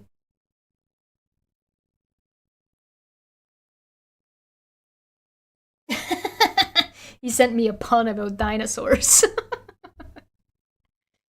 Yeah, oh yeah, and Felion's link game is top notch. Absolutely. And like sometimes you can rely on your I think it's reasonable to rely on your viewers to engage in conversation. That's fine. I don't have a problem with that. But like, what do you do after the fact? What do you do when you find out it's wrong? I haven't seen like a correction video come out. I haven't seen like anything like that. And I don't mean specifically about this video. I mean, like, people get shit wrong all the time. So I suspect that Tyler's gotten things wrong in the past. Right? So, I just think that Americans can do better. And I think the world should expect better from America. Now, you want to know why you're not a world leader and why you're not going to be a world leader? It's because of this. It's not even because of, like, the malicious assholes. Like, the malicious assholes are a problem. The authoritarianism is a problem. But it's like, a lot of the downfall of America is because of this type of attitude. Tyler means well, but gets things wrong and doesn't put the work in. Sometimes. He thinks that just reacting is good enough. And I mean, maybe it is for the content he wants to make. But you're responsible for the content you put out there. And again, I don't think Tyler's a bad person.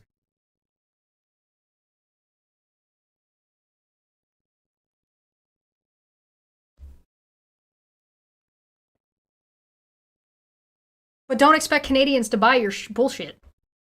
And I don't think you should, like, expecting the world to just kowtow around Trump and then say, oh, is this a Canadian tactic? No! No, it's not! It's the world has to treat your leader like a fucking toddler. Because your leader's a fucking toddler. And then you turn around and make excuses for it. And say, well, that's reasonable, after he gets literally everything wrong. What kind of kid do you create when you treat them like they grow up treating, or being treated the way Americans treat Donald Trump? The average American. I would love to bring Tyler on and chat about this. Or chat about America versus Canada. Absolutely. Versus. I mean, like, how do we get along? How are we supposed to get along with you? And, like, as Canadians, that would be the question I would ask. How is Canada supposed to get along with America?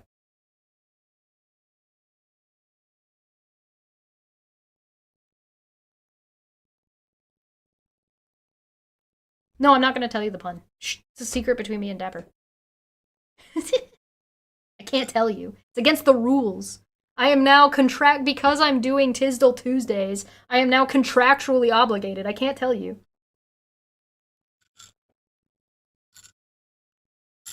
And again, I like Tyler. I think he means well. I think he is putting in more work than the average American. But that's the problem I'm trying to point out. I'm not trying to point out that there's a problem with Tyler. I'm trying to point out there's a problem with what the expectation for the average American is. We expect them to not know anything about anything. We expect them to not bother to look up or learn anything about anything. And we don't expect them to correct themselves if they get it wrong. That's not good! That's really bad! That's like, I'm offended that this is how I think about Americans. On average. I don't know.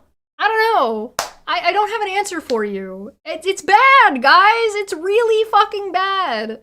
And I don't want it to be this way, but I feel like if I ignore the problem, it's not like it's gonna go away. It's only gonna get worse.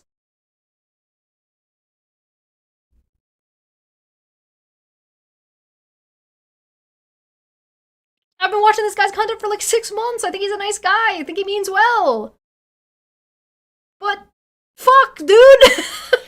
Please! I'm gonna cry! Didn't want him. And Trump just said the G7, they didn't want him, referring to Russia. That is a lie! They tried to convince Putin not to go to war! Please! Sir, and sort of rant about the Russia-Putin G8, it makes all that like a little more reasonable, actually. didn't want him. And the head of your country, the proud head of your country, didn't want him. This was a big mistake. That wasn't Trudeau! Because he's still referring to the proud head of your country. You mean Prime Minister Stephen Harper? Because he refuses to call Justin Trudeau Prime Minister for whatever reason? Because he's a freak? You wouldn't have that war. You know, you have your enemy at the table. Even I don't even consider him. He wasn't really an enemy at that time. There was no concept. If I were president, this war would have never happened. But likewise, if he were a member of what was called the G8 at that time, it was always the G8. You wouldn't have a war right now. It was not always the G8. He was kicked out because of the war, and Trump could not have possibly even been president at the time. He wasn't even in politics. Please, these are things you should know. Like, you should at least, like, the Americans should at least know that Trump just said that he was not in politics at the time, and now he's saying if he was president at the time, you wouldn't have had a war. But he said he wasn't even in politics, so there's no possible way he could have fucking been. Americans should at least know that the G7 was the G7 and then became the G8 and now is the G7 again. You want to know why they should know about the G7 being the G7 initially? Because America was part of forming it historically. It should be taught in your history class. Is it not taught in your history class?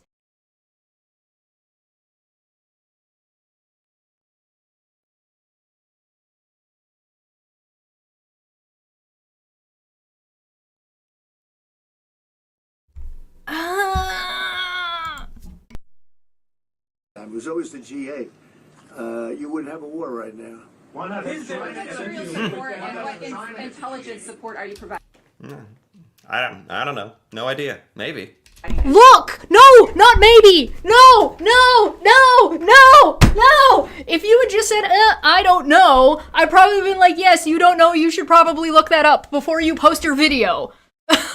like that, you know you don't know. So maybe you should double check before you fucking check yourself before you wreck yourself. Double check that before you post your video. But maybe? I would have let it go if you didn't say maybe at the end. Maybe there wouldn't have been a war if Trump was president. Maybe there wouldn't have been a war if Russia was kicked out of the G8. Maybe? In regards to Trudeau? No! No maybe! Not possible! Not possible at all. One, because Trump is not a peacetime president. I hate to be the bearer of fucking bad news, but your president is a fucking liar.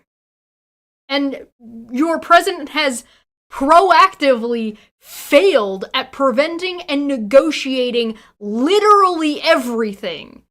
You had to deal with Iran. Trump ripped it up, and now there's war in the Middle East. Trump promised day one peace talks with Russia and Ukraine. He has since backed out, and it's escalated, and Putin didn't even show up to the negotiations.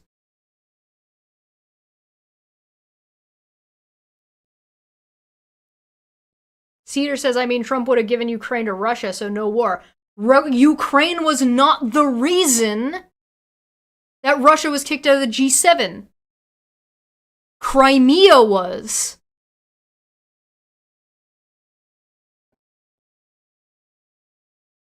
Trump is talking about pulling out of NATO. Trump is now talking about being in war with Iran.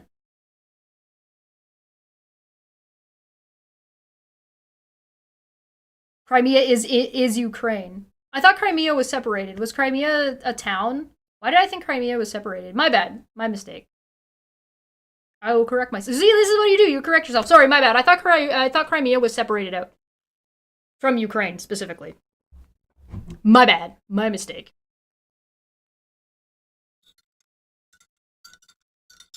Crimea is like PEI? PIE? You mean PEI, right? Yeah. Crimea is like pie. Everyone wants a slice. But see, that's what you do. You just correct yourself and be like, oh, my mistake. My bad. I misthought. I was incorrect.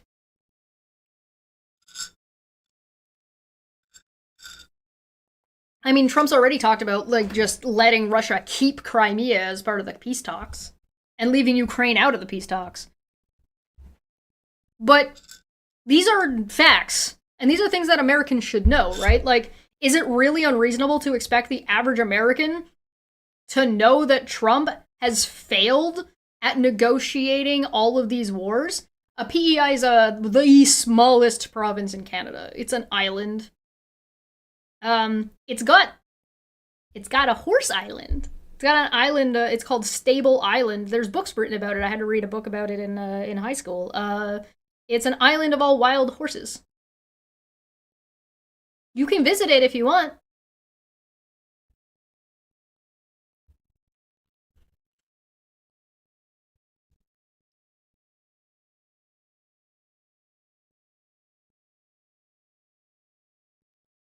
Trump loves his end of the negotiation in 2 weeks. Anna Green Gables. Was Anna Green Gables PEI? No, I think that was Newfoundland or probably Nova Scotia. Let me double check though. I don't think it was PEI. Maybe I'm wrong. Maybe it was PEI. I don't remember. Lucy Maud Montgomery, the author. The author lived Canadian author, best known for Anna Green Gables and poetry. Most of the novels were set on Prince Edward Island. She was born in New London, Prince Edward Island. She died in Toronto. So yes, it was PEI. For some reason, I thought it was Nova Scotia. But yes, it's PEI. You were correct. See, this is what I mean. We check these things. So yes, she was born in PEI. Her story takes place on PEI. She died in Toronto, which is in Ontario, and not our capital city. Because for some reason, a lot of Americans think Ontario is our capital. It's not. It would be very silly to have a capital so close to the border. Anyway. What was I saying? What was I talking about? Oh, right. I don't know. Maybe. No. Incorrect. Not only was Trump I don't think it is reasonable that Americans shouldn't know this about Ukraine, Crimea, and Trump's drastic failure of negotiating. Not only is that recent politics, but it was part of what he campaigned on. So to say that, like, oh, maybe the war wouldn't happen if Trump was president in 2014 is kind of fucking insane.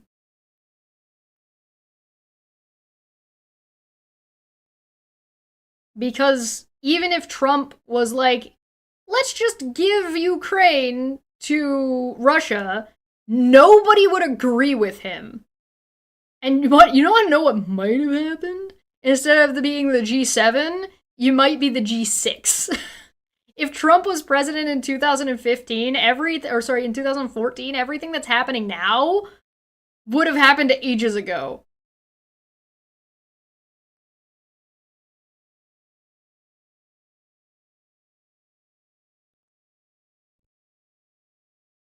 Yeah, I remember looking at a map of... Hold on, let me look at a map of Crimea. Hold on, let me go to Google Maps.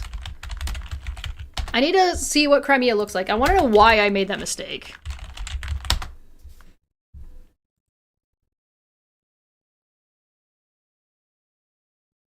This is not helpful.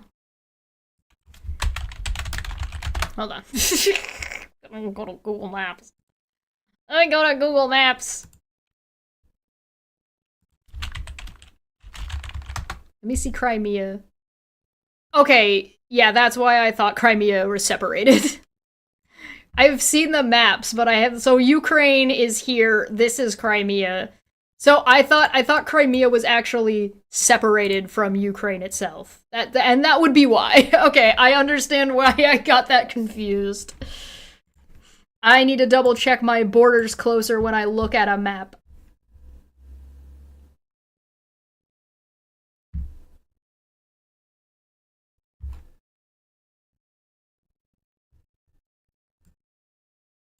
Yeah, I thought Crimea was its own, like, separate spot. Not that it was just a part of Ukraine. That's my bad. My mistake. And that's why we check ourselves before we wreck ourselves. But anyway, I don't think it's unreasonable for people to expect the average American to know what their president has been doing recently. I also don't think it's unreasonable to... I also think it's a little bit silly to say, oh, maybe a war wouldn't happen if Russia wasn't kicked out of the G8, when the reason Russia was kicked out of the G8 was because they started a war.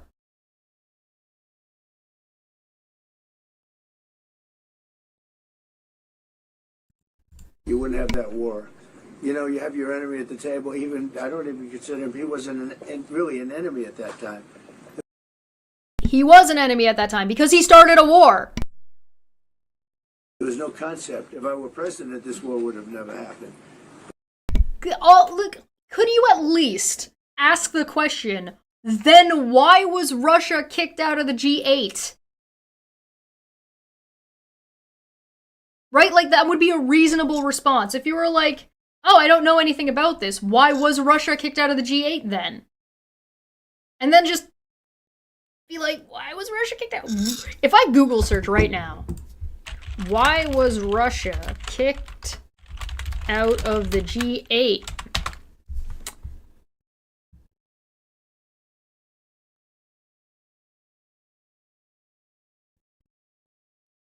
According to the AI, the Google AI, following its annexation of Crimea from Ukraine.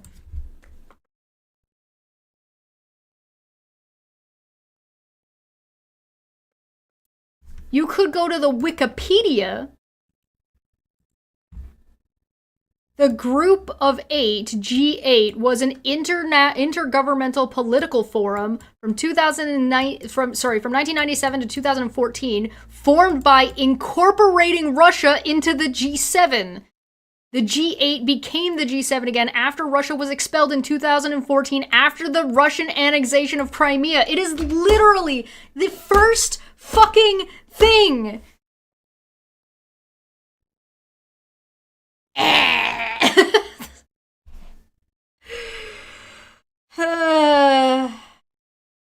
And then it says the forum originated with a fucking 1975 summit hosted by France.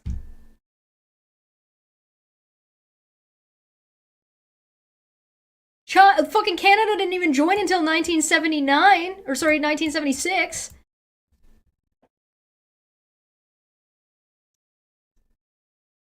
Brother! I keep trying to stop myself from saying, listen, I don't expect Americans to know this. But what I actually mean is I don't expect an American to know this off the top of their head. No, 1997. And yeah, a year later, Canada joined.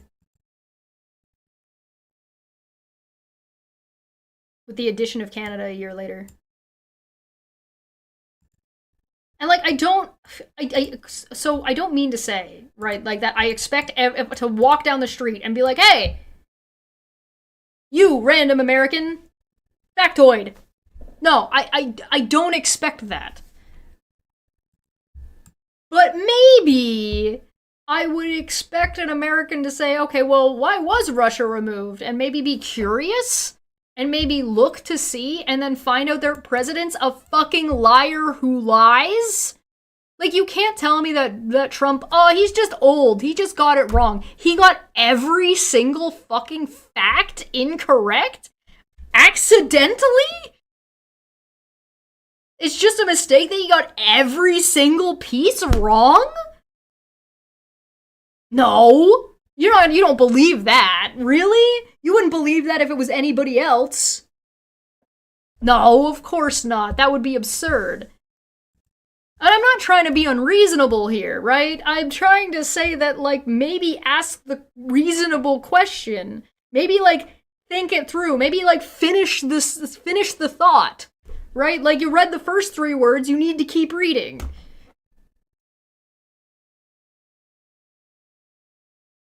But, like,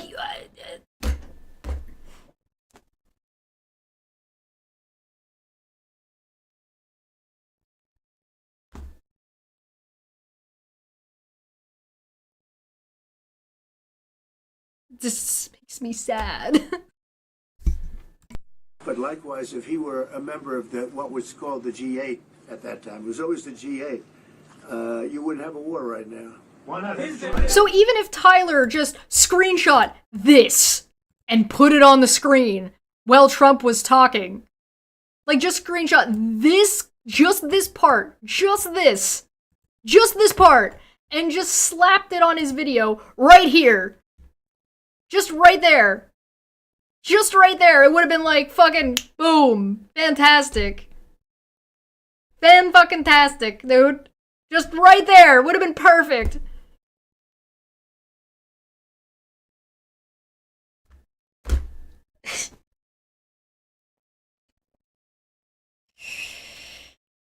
And it would have been really funny. And it didn't even take a lot of work to find. I literally just Googled the G8. Like, how low?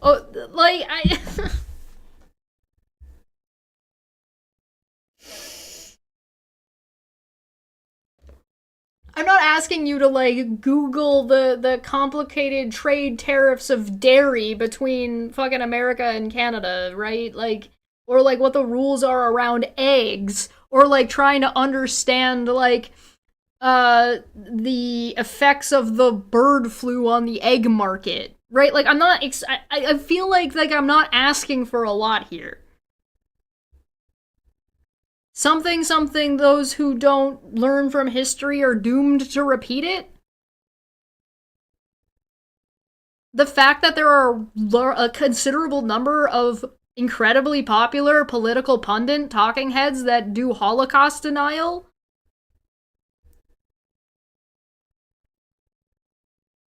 Kari should be talking about how we don't have mail delivery anymore. Shut the fuck up. Like, just shut up. You really think that that's a reasonable thing that he should be talking about with Donald Trump at the G7? Like, fuck off.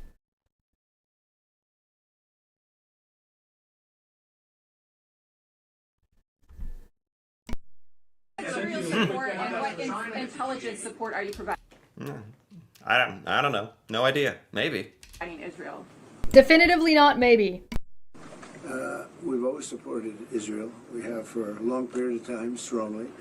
And Israel's doing very well right now. Okay, this literally, as we are now just literally not talking at all about Mark Carney and Donald Trump and Canada and the U.S. It's kind of disappointing. Well, it's not a bad idea. That's fair. That is fair criticism. I agree with him on that. I don't mind that. If somebody wants to suggest China coming in, I think We're talking about China. Out of the G8. As I would be, as you would be, as anybody would be. It was very insulting. And What, they want China? They want China there too? happy person about it, I can tell you that. Talking about China joining the G8 is something that is not a good question for Trump because nothing Trump says matters. And yeah, no, I'm not gonna buy into we can talk about the postal strike in Canada. I'm fine with that.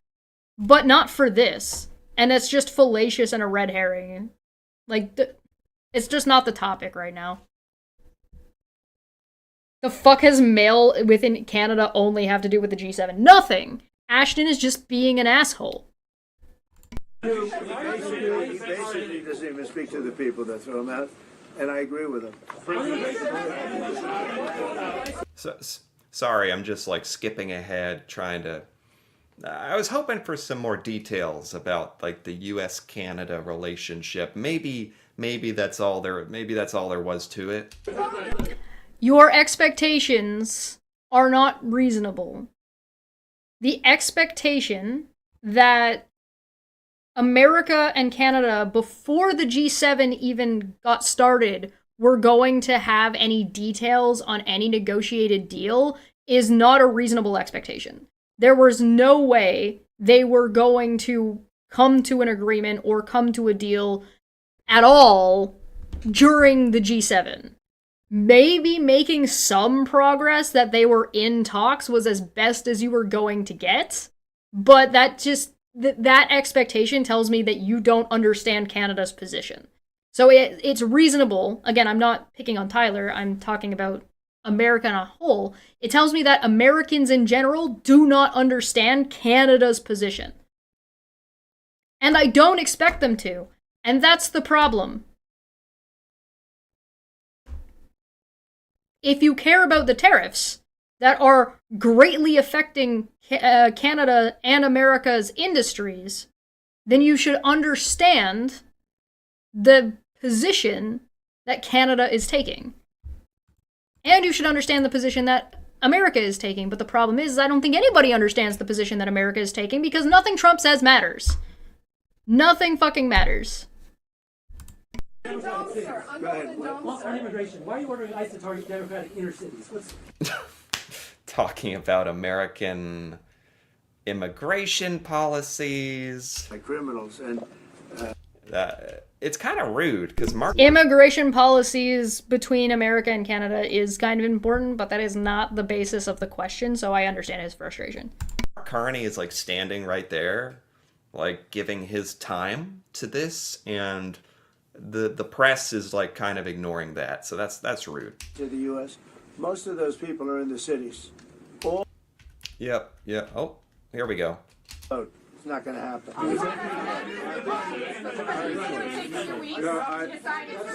That's it. Thank you. If you don't mind, I'm going to exercise my role, if you will, as G7 chair, since we have a few more minutes with the president and his team, and then we actually have to start the meeting to address some of these big issues. So Thank you, media. I enjoy how Scott Bessent, Marco Rubio, and Pete Huckshra are completely unable to direct or assist Donald Trump or step in at all, and Mark Carney has to be the adult in the room for the fucking rugrats over here, because that's, I mean, I don't know, like, we got fucking, I don't know who this lady is. We got, like, fucking Chucky and fucking Tommy and Phil and Lil over here. All right, gee, it's like a circus in those media press rooms. Jeez, like a bunch of people yelling at you. Yeah, because that's what Trump wants them to be doing. He enables and sets up that environment on purpose. Like I said, he wants people to be clamoring for his attention because it makes him feel better and makes him feel important.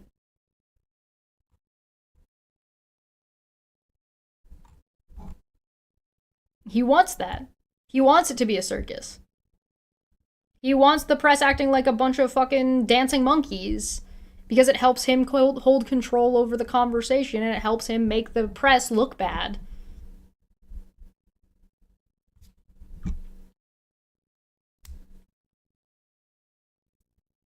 Journalists need to stop asking Trump questions.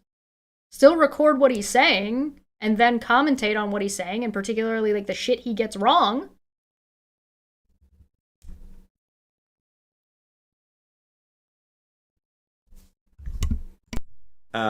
It's kind of crazy. But anyway, this was really interesting.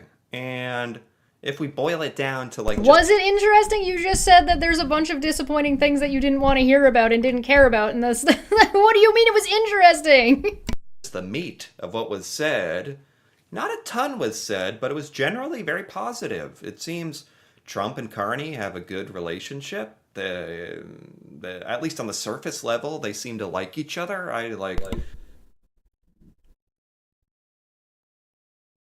Carney insulted Trump to his face and then jumped in front of him, like cut him off and cut off the press after his, like, just inane ramblings of shit that he got wrong. And you think that's a good surface-level relationship? If anybody thinks that Mark Carney likes Trump, you're kidding yourself. Like, you're absolutely kidding yourself. He's nice, like, he's polite to him. He manipulates him. But, like, you're kidding yourself, right? And you're just gonna breeze over that Trump insulted Canada? Blamed them for war, by the way. You do know that Trump just blamed Canada for the war in Ukraine, right? Or did you not catch that? He said that the war wouldn't have happened if Canada and Justin Trudeau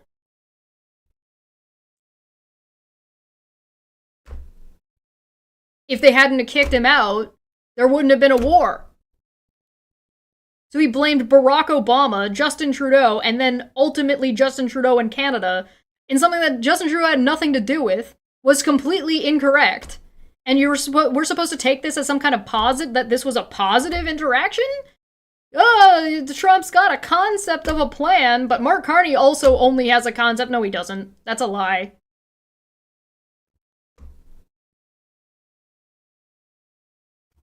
I don't know what you were watching, dude. I don't know if they're actually friends or if it's genuine or if they're going to each other's houses for dinner or I don't think that's happening, but they're cordial and But you don't know? But they're cordial? friendly, as the US and Canada hopefully should and can be. And they're a big Brother, if you think that the way Mark Carney just treated Trudeau is the same way as, the way Mark Carney just treated Trump is the same way that Justin Trudeau and Barack Obama interacted with each other, I don't know what to tell you.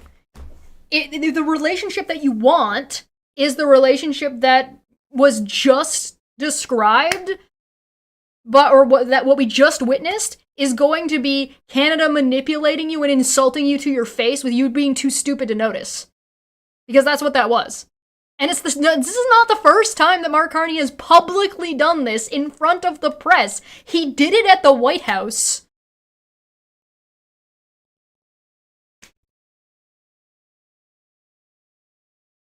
I don't know what to tell you, dude. I'm taking this as this is what the typical average American sees and views when they see these things.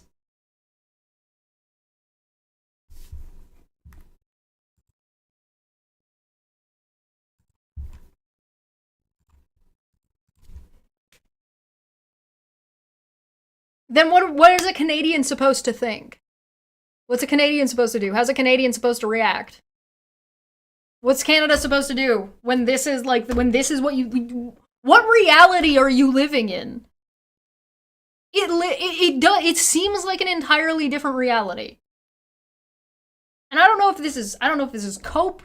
I don't know if this is trying to be as optimistic as possible, but there's a point where your attempt to be optimistic is just you're not looking at reality anymore. You've got these Trump orange Cheeto dusted fucking glasses on that's not letting you see the scenario for what it is.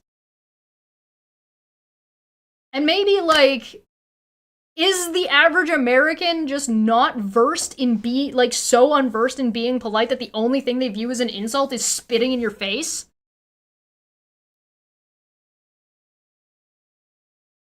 What would you view as an insult? What could Mark Carney say that would be insulting to Trump?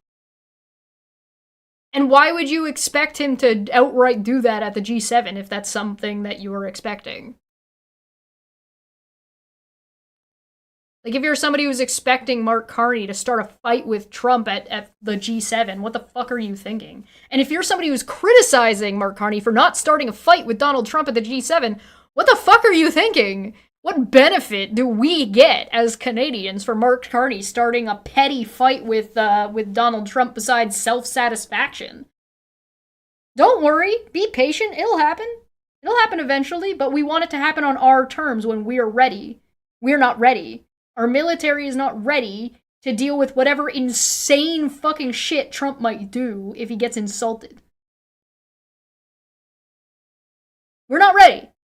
And we need to be ready.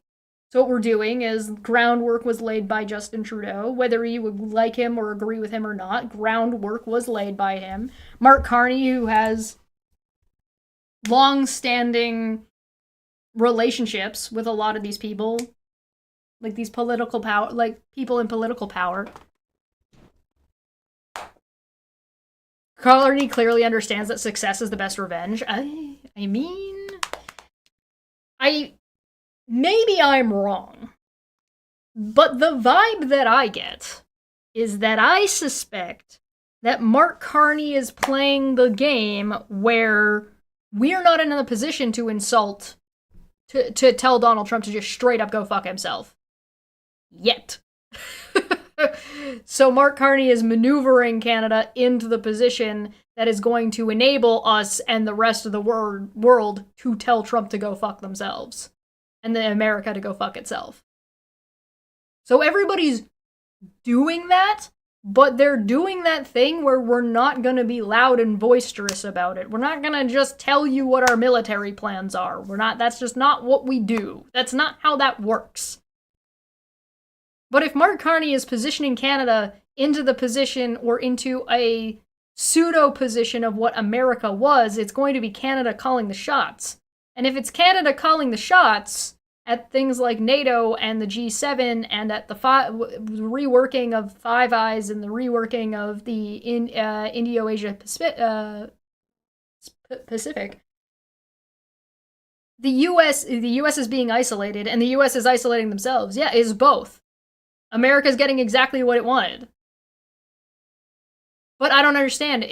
I don't understand that you've got Americans saying, like, we're being isolated. That's what you voted for. That's what you wanted. Why are you surprised? Or they're saying, oh, we're not being isolated. But I thought you wanted to be isolated.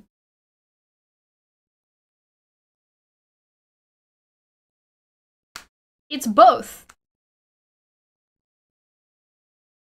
America's made itself unpalatable during fucking after 9/11. George W. Bush made America unpalatable to the rest of the world. I see people out here being like, oh, we should trade with America, and we should do this with America, and we should do that with America, and then turning around and saying, we can't work with India. Ugh. They're bad. We can't work. Why are we even talking to China? Because the entire power balance of the world is changing. So if the entire power balance of the world is changing, then you need to reestablish where everyone stands. Everyone. That includes the people you don't like.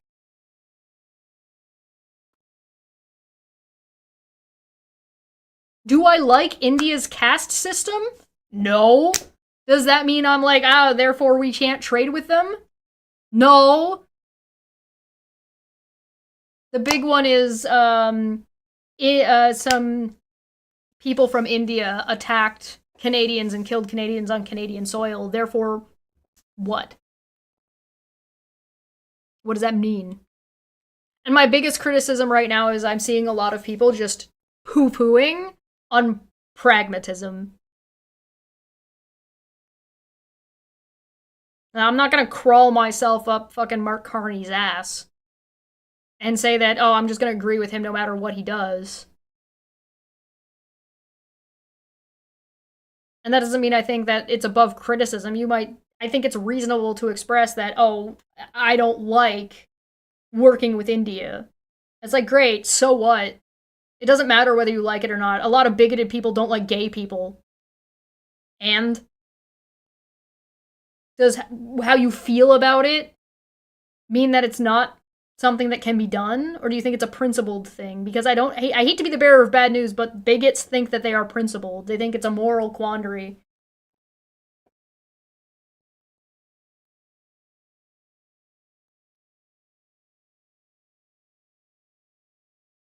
You don't like going to work every day, but you do it because it's pragmatic. You need to. Do you think Canada survives cutting itself off from America without finding other trading partners? Especially some of the biggest trading partners on the planet, that the main reason we're even fighting with them in the first place is because of our alignment with America? Hello?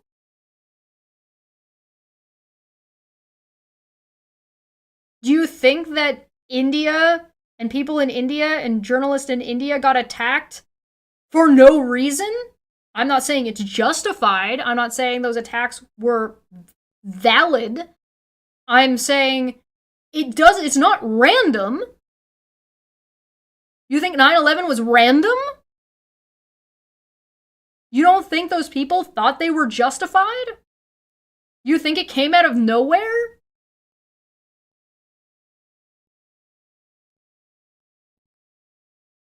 You're a fool. You're an idiot. Like, why are you even having this conversation? You clearly have no idea what you're talking about.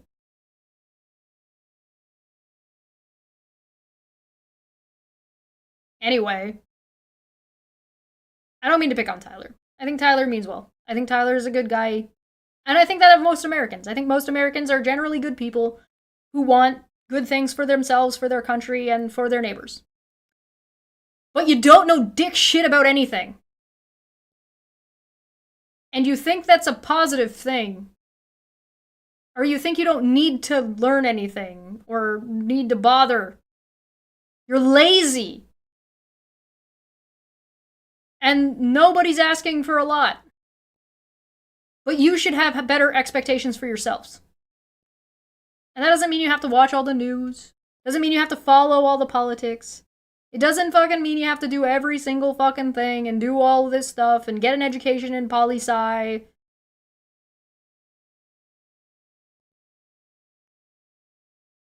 But you should at the very least be at the point where you don't just trust everything your fucking president says.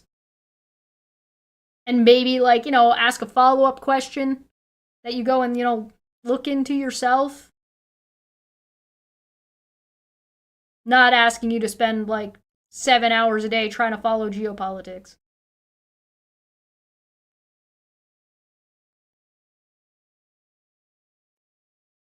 Anyway, thanks for joining. I'm gonna get out of here. And double stream tomorrow. Over on Debate Hub Official, we will be doing volcanoes. And that is going to be happening over on Debate Hub Official. That'll be with Landon and Manya. Volcanoes. It'll be 11 p.m. It might end up being a little bit later. And also, I will be producing and we'll be playing Star Trek Endurance on the Kong Z, which will be Friday night. Thank you so much for joining me. Check out Debate Hub Official for videos. I'm gonna get out of here. I did have a lot more to cover today, but I'll just do another one of these soon. Do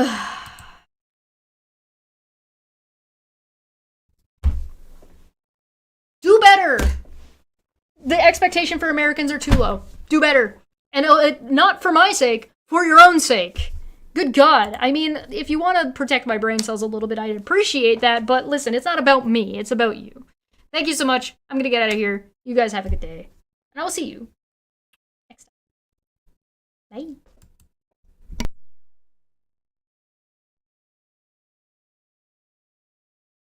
You lie! You lie!